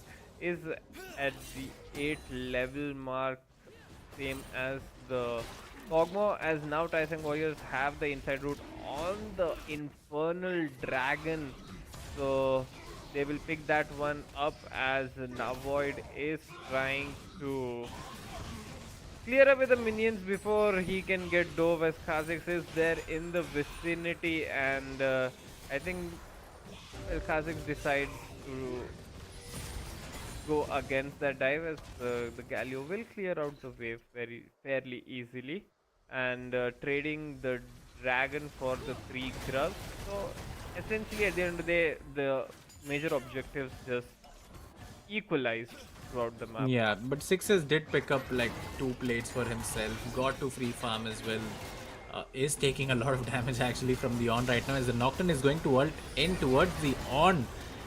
Beautiful Great stun coming in engage as by well. Thresh That's Senpai. that's really well done. The shield as well for good measure from Hui. I think that's going to be first turret secured for the side of Tyson Warriors. So some sort of comeback for them in this one. Yeah, Six is going down dangerously low as he took a turret hit, which was not intended, I'm pretty sure. Was fortunate enough not to die, otherwise wouldn't have been the best result for Tyson Warriors. They do get the first turret secured and the gold is now bang even yet again on the map as lot of gold actually into the pockets of this Aphelios, exactly where they wanted to be, and the Kog'Maw is just running down. The Galio will end up using the flash to get the kill over there and will make his way towards the Renata back to safety as they do get a lot of plates there in the top lane, another plate for the Koki in the mid lane, lot of gold being brought back, and suddenly the gold lead is back to 1000. Yeah, just like that, it's back to 1000. On the back of a kill and a couple of plates, Thresh Senpai right here just being annoying is going to cancel. Well, both their recalls actually cancelled by the Hui's Luden's Tempest, so that's going to kill the tempo for the side of KEKXILE a little bit. Let's see if Kagura can cancel it once again. He does. Just walk back and recall Ansari. You really don't have to be under that turret, which might end up going down because of how much time it has taken for the bot lane of KEKXILE to recall and reset.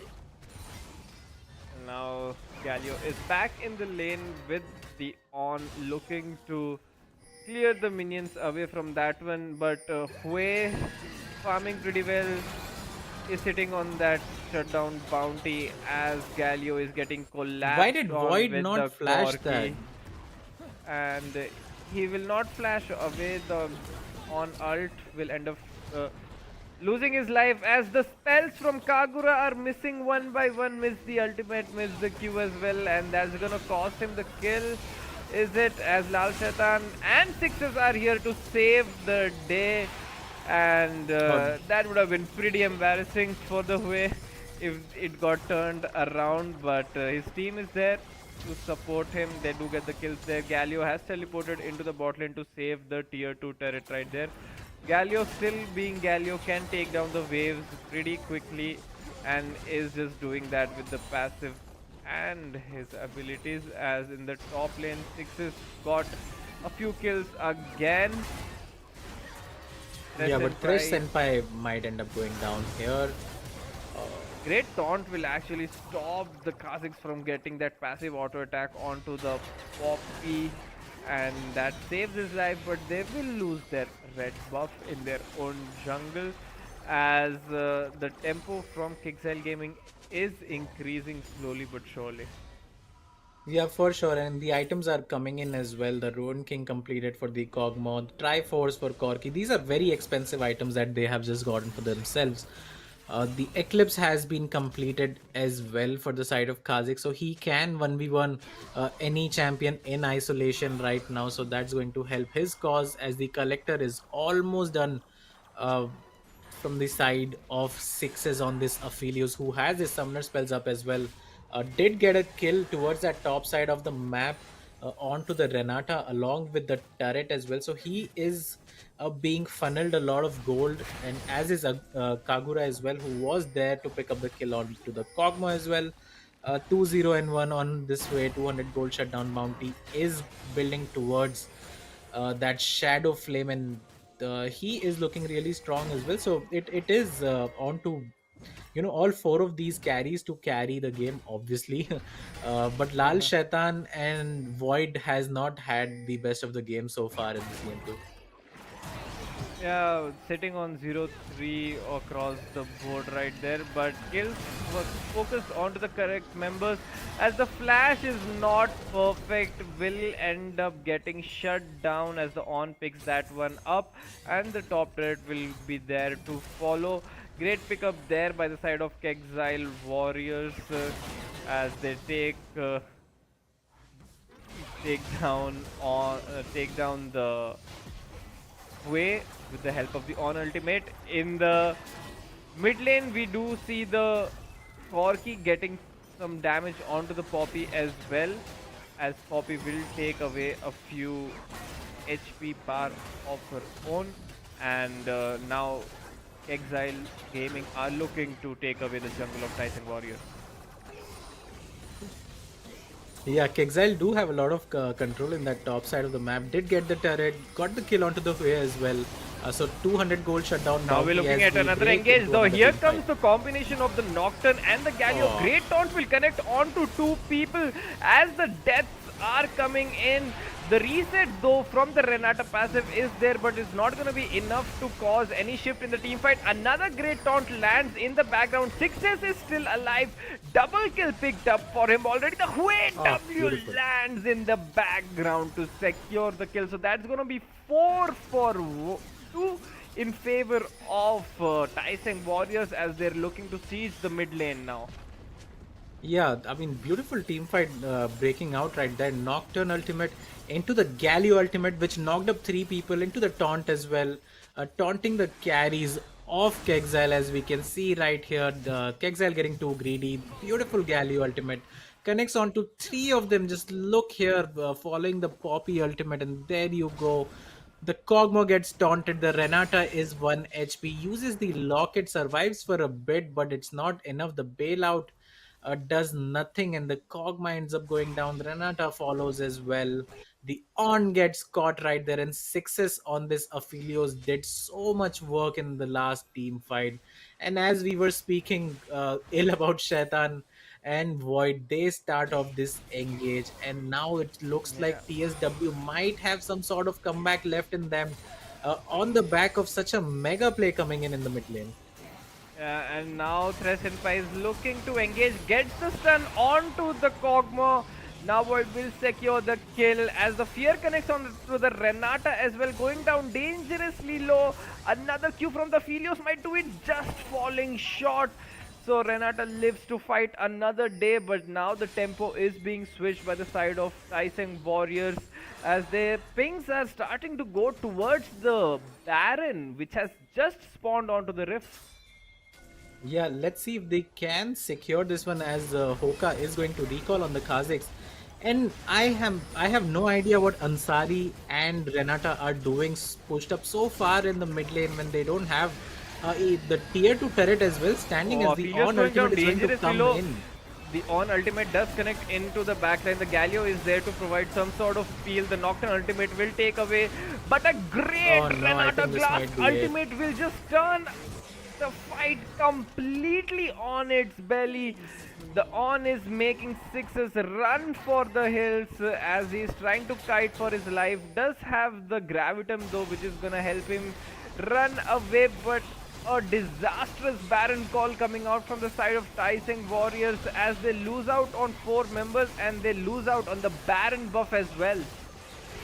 Yeah, I don't think that was the call for them 100%, as the on ultimate, the first part of all on ultimate was enough to push Aphelios out of this team fight, and Success could just never join back, getting chased by this train man right there. And yeah, as you said, it was a horror call, and that's exactly what has happened right here, as Thresh Senpai is going to pilot this Rift Herald for some reason. I think he's just going to die. He uses his W. Renata is like, no, you're not running away. Thresh Senpai using his ultimate Are as you well. doing? What was the plan have there? No idea what was going on. A lot of question mark pings on top of Thresh Senpai there from either teams, and just a lapse in judgment. I think he just wanted to go for a joyride, man. You just saw the Rift Herald. It was there for the taking. It's like, might as well hop on. Gives away his life for free another time, and now the Corki sitting on 6 kills. The Kog'Maw sitting on 5 kills. There's a Baron buff on KEKXILE, and they are sieging the mid turret right here. As what looked like a comeback from Taiseng Warriors is suddenly turned into a disaster, but they do get a quick pick onto the Kazakhs. The shutdown gold will go to the Nocturne. 700 gold picked up right there, as there is still some fight left in Taiseng Warriors. Yeah, but that was again on the back of Hoka just not sure what he was trying to do there. Does not have the flash obviously on this. Kazakhs is running the ghost. And we have seen two of the most weirdest deaths that we'll ever see in a tournament by Hoka, and obviously by Thresh Senpai piloting that Rift Herald onto his death for some reason. That was very, very weird to Oh, watch. that was one of the deaths of the tournament for me. I mean, man, he's just a chill guy trying to have fun on the Rift Herald. And we have the dragon being started up, as KEKXILE will look to stop that one from happening. Great W from the Poppy will take down the on engage, as the Galio beautiful joins Renata. the fight to cause some sort of disengage, as both the teams going down dangerously low. Is the Kazakhs. He will obviously secure the smite, angering the Nocturne into ultimating into the backline. Will flash out. Double kill picked up by the Corki. Makes triple. that Make a it a triple. quadra. Makes that a quadra kill, as the Kazakhs will slyly steal away the Penta, and KEKXILE get the dragon, get 4 kills. Sixes get 1 kill in return, but will go down as well. Clean ace, well, not a clean ace, they did lose the on, but this game's running away from the side of Taiseng Warriors. I think it's already gone too far for the side of Taiseng Warriors to come back in this one. This was a fight that the Galio initiated actually after everything was said and done and the dragon was gone. Corki was left alone in the river brush, just hitting freely. No one was even focused on him, and that was such a smooth move from him. Did have the Valkyrie up, no flash though. Gets the quadra kill, and I think that is going to be 8 for the side of Taiseng Warriors. I don't think they can come back anymore. And just going, they're talking about the items as well. It looks like the Galio's going to make that frozen hard. I mean, if you are going to go full tank on Galio, might as well just pick a tank champion instead. This was the first pick Galio coming in, and it has not lived up to its value or expectations. And again, it has to be said, Taiseng Warriors decided to go towards that blue side after losing game 1, and it has not worked at all for them in this one as well. Definitely the combination of Nocturne Galio, which was the backbone of this composition. Both of them just struggling 1-6 and 1-5 on their champions, as KEKXILE have amassed a very solid lead from their Baron power play. 6,000 gold at that, after being I think 1,000 gold behind or just a few hundred gold up. So they did get 6,000 gold. The Corki's turn into an absolute menace. Has 3 items completed, sitting on 200 CS. The Triforce, the Mortal Reminder, the completely stacked Muramana, and now they can just start fights on their behest, as the Nocturne and Galio combination is not gonna connect onto the Kazakhs. Kazakhs is The just on gonna is coming ult in, the and run Renata away. and Kog are They on the are flank as well. doubling down with the teleport, as the on ultimate will connect onto 2 people. The AoE damage coming from the Corki is just too much for the side of Taiseng Warriors to handle. Corki gets a triple kill for himself, and the flashes, I'm pretty sure, were not that necessary, but they will just do it in case.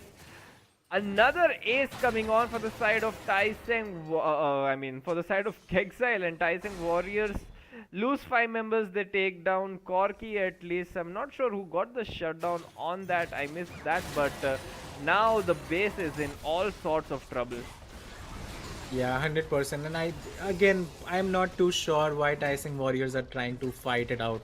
I think maybe that's how they think they're going to come back in this game. But chasing so far and in a narrow corridor, against the On and the Renata, it's never going to work out well for them, and that's exactly what happened. A 5-for-1, I believe it was. Another triple kill coming in for Fahad in the mid lane on that Corki. Has the Zeal completed as well? The Kog'Maw will complete his wits, and I mean the champions of the late game have already scaled so far up. Uh, I don't think there is any sort of window for Tyson Warriors to come back. They tried to engage on Kha'Zix, but he could just easily jump away from the Nocturne ult, followed up by the Galio ult. It was not even a threat for him, as the Triforce Masterwork will be handed out by the On as well to the Corki. I mean, this just looks like it is done. 8,000 goal lead at 27 minutes. The Dragon is going to come up, and I see no way back for Tyson Warriors now. Yeah, there's no world in which Tyson Warriors can contest this dragon at least. They can give away this one as it is not the soul, but they have to start thinking about their game plan now. They have to get a few picks in the jungle where Exile are not paying that much attention, but now the Baron has spawned. I feel Tyson Warriors feel that they have to fight it no matter what. The game's lost, regardless if they lose the Baron, as they are working towards that Baron pit right there. We go into a very anticlimactic pause before the Baron fight starts. And just look at the item differences coming out across the board. Every single member of KEKXILE just sitting on an item and a half advantage. The masterwork items for both of their carries as well. This is going to be a slaughter if they go in a 5v5. Yeah, I don't think how you get through that On at this point. From the side of Tyson Warriors, the three items, almost four completed for the On, and they don't really have anyone that's going to kill the tank, right? The Ghost Blade Collector has a lot of lethality, but you need armor penetration at this point to kill the On, and I just don't think Tyson Warriors have that in their arsenal right now. The Hue does have three items, but I don't think even he can do that much damage to the On, as we will see if the Baron is going Oh, to the spawn right fight here. is gonna get Corki gets Corki caught. almost gets caught out. Will use the flash to run away. The taunt is great actually. Now Philios with the Infernum. The AoE damage is coming in as the Kog'Maw is still left alive, though they did get the pickup onto the Corki, but the Kog'Maw is alive. The Kog'Maw has three items, and as people were focusing onto the threat of the Corki, they forgot all about this little cockroach in the bot lane. He does end up securing the all needed kills for the side of KEKXILE, as they lose just the Corki still and take down three members of Tyson Warriors. The fights are not over yet. They do secure the kill onto the Corki, the Poppy as well. The dead timers are long. Is it enough for them to do any real damage onto the Nexus stairs? They decide to back away. They will take the Hex Gates as the respawns are coming in. But again, that was a 4-for-1 in favor of KEKXILE. Even after getting the perfect engage, took down Corki instantly. The Galio ultimate was okay. The Galio taunt was really good on the other hand. But even after all of that, it was just not enough, and now Yeah, and I the think we are Baron going to being see another started. team fight actually. Yeah, another team Baron- fight incoming. Honestly, Galio is moving towards. Oh, Lal okay, never Shaitan. mind. Well, he had to go for that. Can't really blame him for doing that. As he tried to go in for the steal, was not able to do that, and will face his 9th death of this game. That's a lot of deaths for a competitive match. As we hit the 30-minute mark, KEKXILE sitting on 33 kills at 30 minutes to Tyson Warriors 15.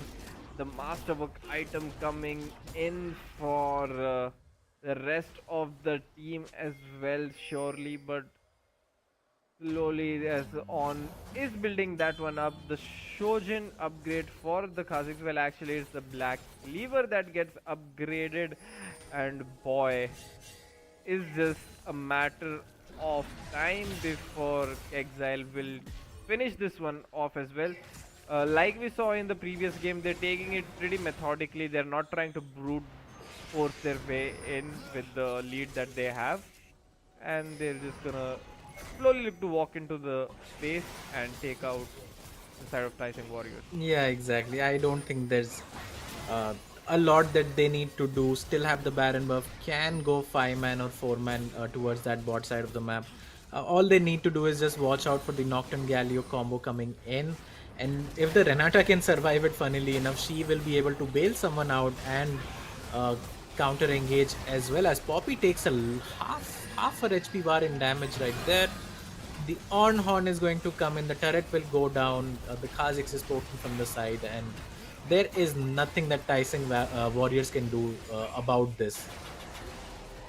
And KEKXILE actually happy with just the inhibitor and backing off as the teleports are coming onto the top lane.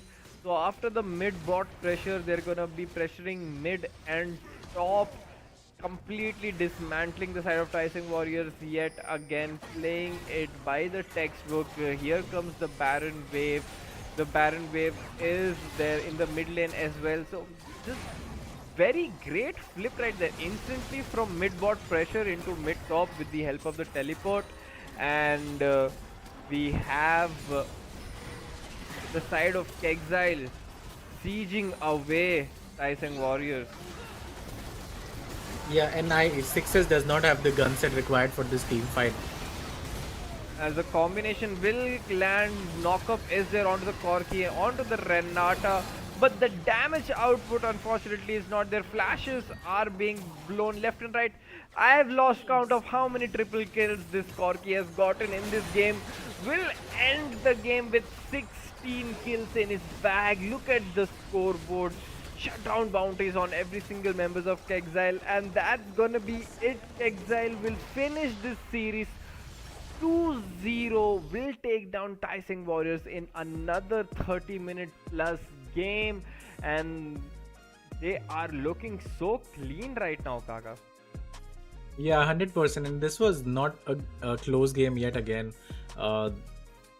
Tyson Warriors just falling apart, especially towards the top side of the map in the Nocturne and Galio, just not doing enough. Remember, it was the Galio first pick coming in, so they put a lot of priority behind that pick. And just the draft as well, I really did not like it as much, especially picking the so immobile Aphelios.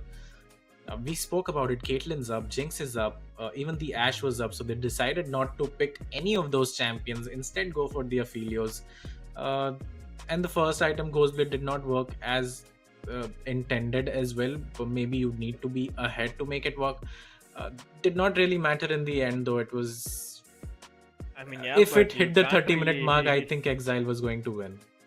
point fingers at the Aphelios. His mid laner jungler were like 2 and 18 combined at some point of the game. The Galio Nocturne combination absolutely not working out for the side of Tyson Warriors, and unfortunately for them, this is gonna be it for this tournament for Tyson Warriors. They're gonna go home securing that 5,000 rupees prize pool, though not going away empty handed, and pretty sure they would have longed for more, especially having tasted victory in previous editions, at least Sixes as well, coming off of a tournament to win. Let's have a look at the crucial moments though, and it was just win after win for the side of KEKXILE from the it just get-go. started, exactly, it started going downhill from minute 2. The Nocturne Lal Shaitan gets caught along with Thresh Senpai, and just the kills went on. Sixes, I think, did really well here actually. Rooted the Renata under the turret, who did not, I think he forgot to use the bailout right there. Maybe did not expect the damage coming in, but it was a 1-for-1 trade after all. Here they just forget to kill the on. I mean, there's a lot of miscommunication coming in, thinking that one or the other would finish the on, but they don't. And this was, I believe, a 3 or 4 for nothing. And KEKXILE just blew the map apart, and I think this is what we have come to expect from Tyson Warriors as well. As you said early on, they are a top 4, top 5, maybe top 6 team in the region, but just not, they're not able to break towards that top 3, top 2 mark just yet. And I think they are going to have to improve quite a lot to do it, because this is the difference, right? KEKXILE, you can say they are a pretty good team. We will see in the finals who they match up against, but I think they should be the firm favorites coming in. They have really good drafts, they have some really good players, and more importantly, they have a really good communication. So all 5 members just functioning very well, and yeah, that's the true hallmark of any team. You can have 5 really good players, but they need to work as a team, which unfortunately did not happen for TSW today.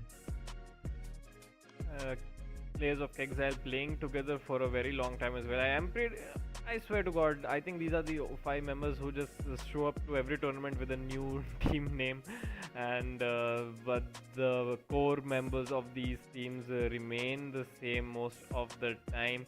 As you look at the annihilation that was being given for the side of KEKXILE towards Tyson Warriors, as this is the fight where the Corki just ends up getting the quadra kill. He's left alone in the background over there, and no one's focusing him. Gets the triple there, will finish off the Poppy for the quadra, and after this it was just one-way traffic, as there was no stopping this Corki, there was no stopping KEKXILE. And you give enough time to a Kog'Maw, he will get to 4 items, and it does not matter if you kill the other members. The Kog'Maw, if he attacks you like 5 times, that's your entire HP bar just gone. And it just helped him that he had the Corki supporting him, doing a lot more than supporting him in the mid game, carrying him. In the last fight, as we saw here, Corki gets picked out, but still Kog'Maw is alive, and that's a 4-item Kog'Maw for you right there. The HP bars are just melting for the side of Tyson Warriors. Even after such a great engage onto the carry, it was just not enough, as that was another 4-for-1 for the side of KEKXILE. And after that, there's just not a lot to say, right? You keep trying to engage, but KEKXILE are just so far ahead, item wise, XP wise, gold wise, the on items as well. Yeah, it's just not gonna matter. Yeah, and with that, I think KEKXILE rather have really stamped their authority in this tournament for sure. This was a very clean series from them, a really clean 2-0, and we will be seeing them in the grand finals of this IMCharlie Community Clash on Sunday evening. Before that, we do have semi-finals too that will be coming up tomorrow. As we look at the match summary, 69,000 gold to 54,000 gold. So that's 15,000 gold lead for the side of KEKXILE when they ended the game. 3 dragons to 2 void grubs were shed equally, 2 barons to nothing, and Rift Herald was taken by TSW to no effect, honestly, because the Poppy used it and ended up dying in the mid lane. That was pretty funny to watch as well, but just utter domination coming in from the side of KEKXILE in this game too specifically. Yeah, they look like a very well-oiled machine. The macro plays are coming through. It is pretty evident. More than just 5 members playing it like solo queue, they do tend to show glimpses of that structured team environment we saw towards the ending of this game as well. The flip from the bot to top side pressure was so good to watch. The target calling is great in team fights, and KEKXILE are, like you mentioned, are gonna be my favorites as well to take away the whole tournament. So KEKXILE Esports all the way from Pakistan looking absolutely clean and are gonna be a force to be reckoned with, saying that we will be moving towards the crucial MVP of this second game, and that's that has to be the Corki in the mid lane, right? So many multi kills for Fahad. on this Corki. 16, 4 and 11, more than 1,000 damage per minute, man. Come on. Has 17,000 gold in his pocket. 7.7 CS per minute. If you get and a quadra, almost a penta, if you get so many triple kills in a game, I think you are well deserving of being the MVP as well. 27 kill participation coming in for him, 16 kills to only 4 deaths. I mean, really well done by Fahad, deservedly so as well. Gets the MVP of game 2, and he pulled a lot of weight in this game 2. And he'll be looking to carry forward this momentum going into the finals. So guys, that was the first semi-finals of Crucial by Micron presents IMCharlie Community Clash powered by Zotac Gaming, where KEKXILE Esports have dismantled SENG Warriors 2-0, and SENG Warriors unfortunately find themselves out of the tournament as KEKXILE will advance their way to the grand finals. Before we bid farewell, we have the top 5 summoners as we have started in the recent tournaments. Let's take a look at that and see what the leaderboard is looking like. So the IMCharlie Community Clash top 5 summoners, well, Fahad, after his Corgi performance, Yeah. 36 I think he wouldn't even be in the list, but after that game, he's just skyrockets himself to that top spot. Unfortunately, Sixes will not play any more games, so this is as high as he can get. Maz on 33 kills, Hoka on 28, 24 for NAA Void there. So just this is a combined team from the previous series. So those are the top 5 summoners. Let's see how the rankings changes as we move towards the ending stages of the tournaments. We will be dealing with the second semi-finals tomorrow though. That is going to be a treat to watch as well. We're going to be starting at the same time around 7 PM Indian Standard Time. That is going to be Odyssey versus G2R in the second semi-finals, fighting for the place in the grand finals to face off against KEKXILE Esports, who just won out against SENG Warriors. And that is going to be it from us. Make sure that you follow us on the social media, the links of which will be provided in the description box below. That is going to be League of Legends in South Asia all across the Discord, Instagram, Facebook and Twitter. We send out all the latest information, all the updates about our tournaments in those channels. We have fun tournaments and fun community events going on in the Discord channel as well, and you can find more information when you join that and find some opportunities to win an epic skin of your choice, as we have a Finding Timo tournament going on. So more details of that in the Discord channel, as I mentioned. Make sure that you are here tomorrow for the second semi-finals, and that is going to be it from my side. Fireball and Kaka signing off from the first semi-finals, and we'll see you guys tomorrow.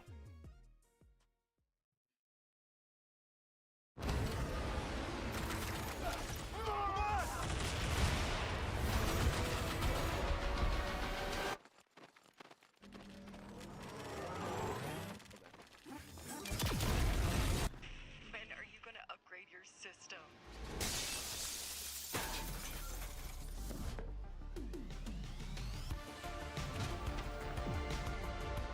Alright, let's do this. Once there was a hunter who saw what others could not. With a magic case in her backpack, she roamed with wild abandon into the great unknown. Her gaze inescapable, her reflexes lightning fast. When armies swarmed, she went through. With eyes open wide, hands steady, holding, watching, capturing everything in sight.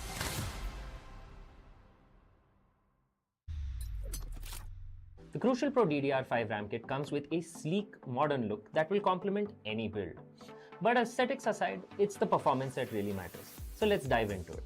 The default JEDEC timings are 46, 45, 45, but it does come with 2 XMP and Expo settings for those looking for a little more performance. With XMP 3.0 Profile 1, you can push the speed up to 5600 megatransfers per second. If you prefer a slightly lower speed but tighter timings, Profile 2 offers 5200 megatransfers per second at 42, 42, 42 timings. We've run some benchmarks and stress tests to give you an idea of how it performs. In general, dropping the speed and tightening the timings with the second XMP/Expo profile yielded better results for us on our test system.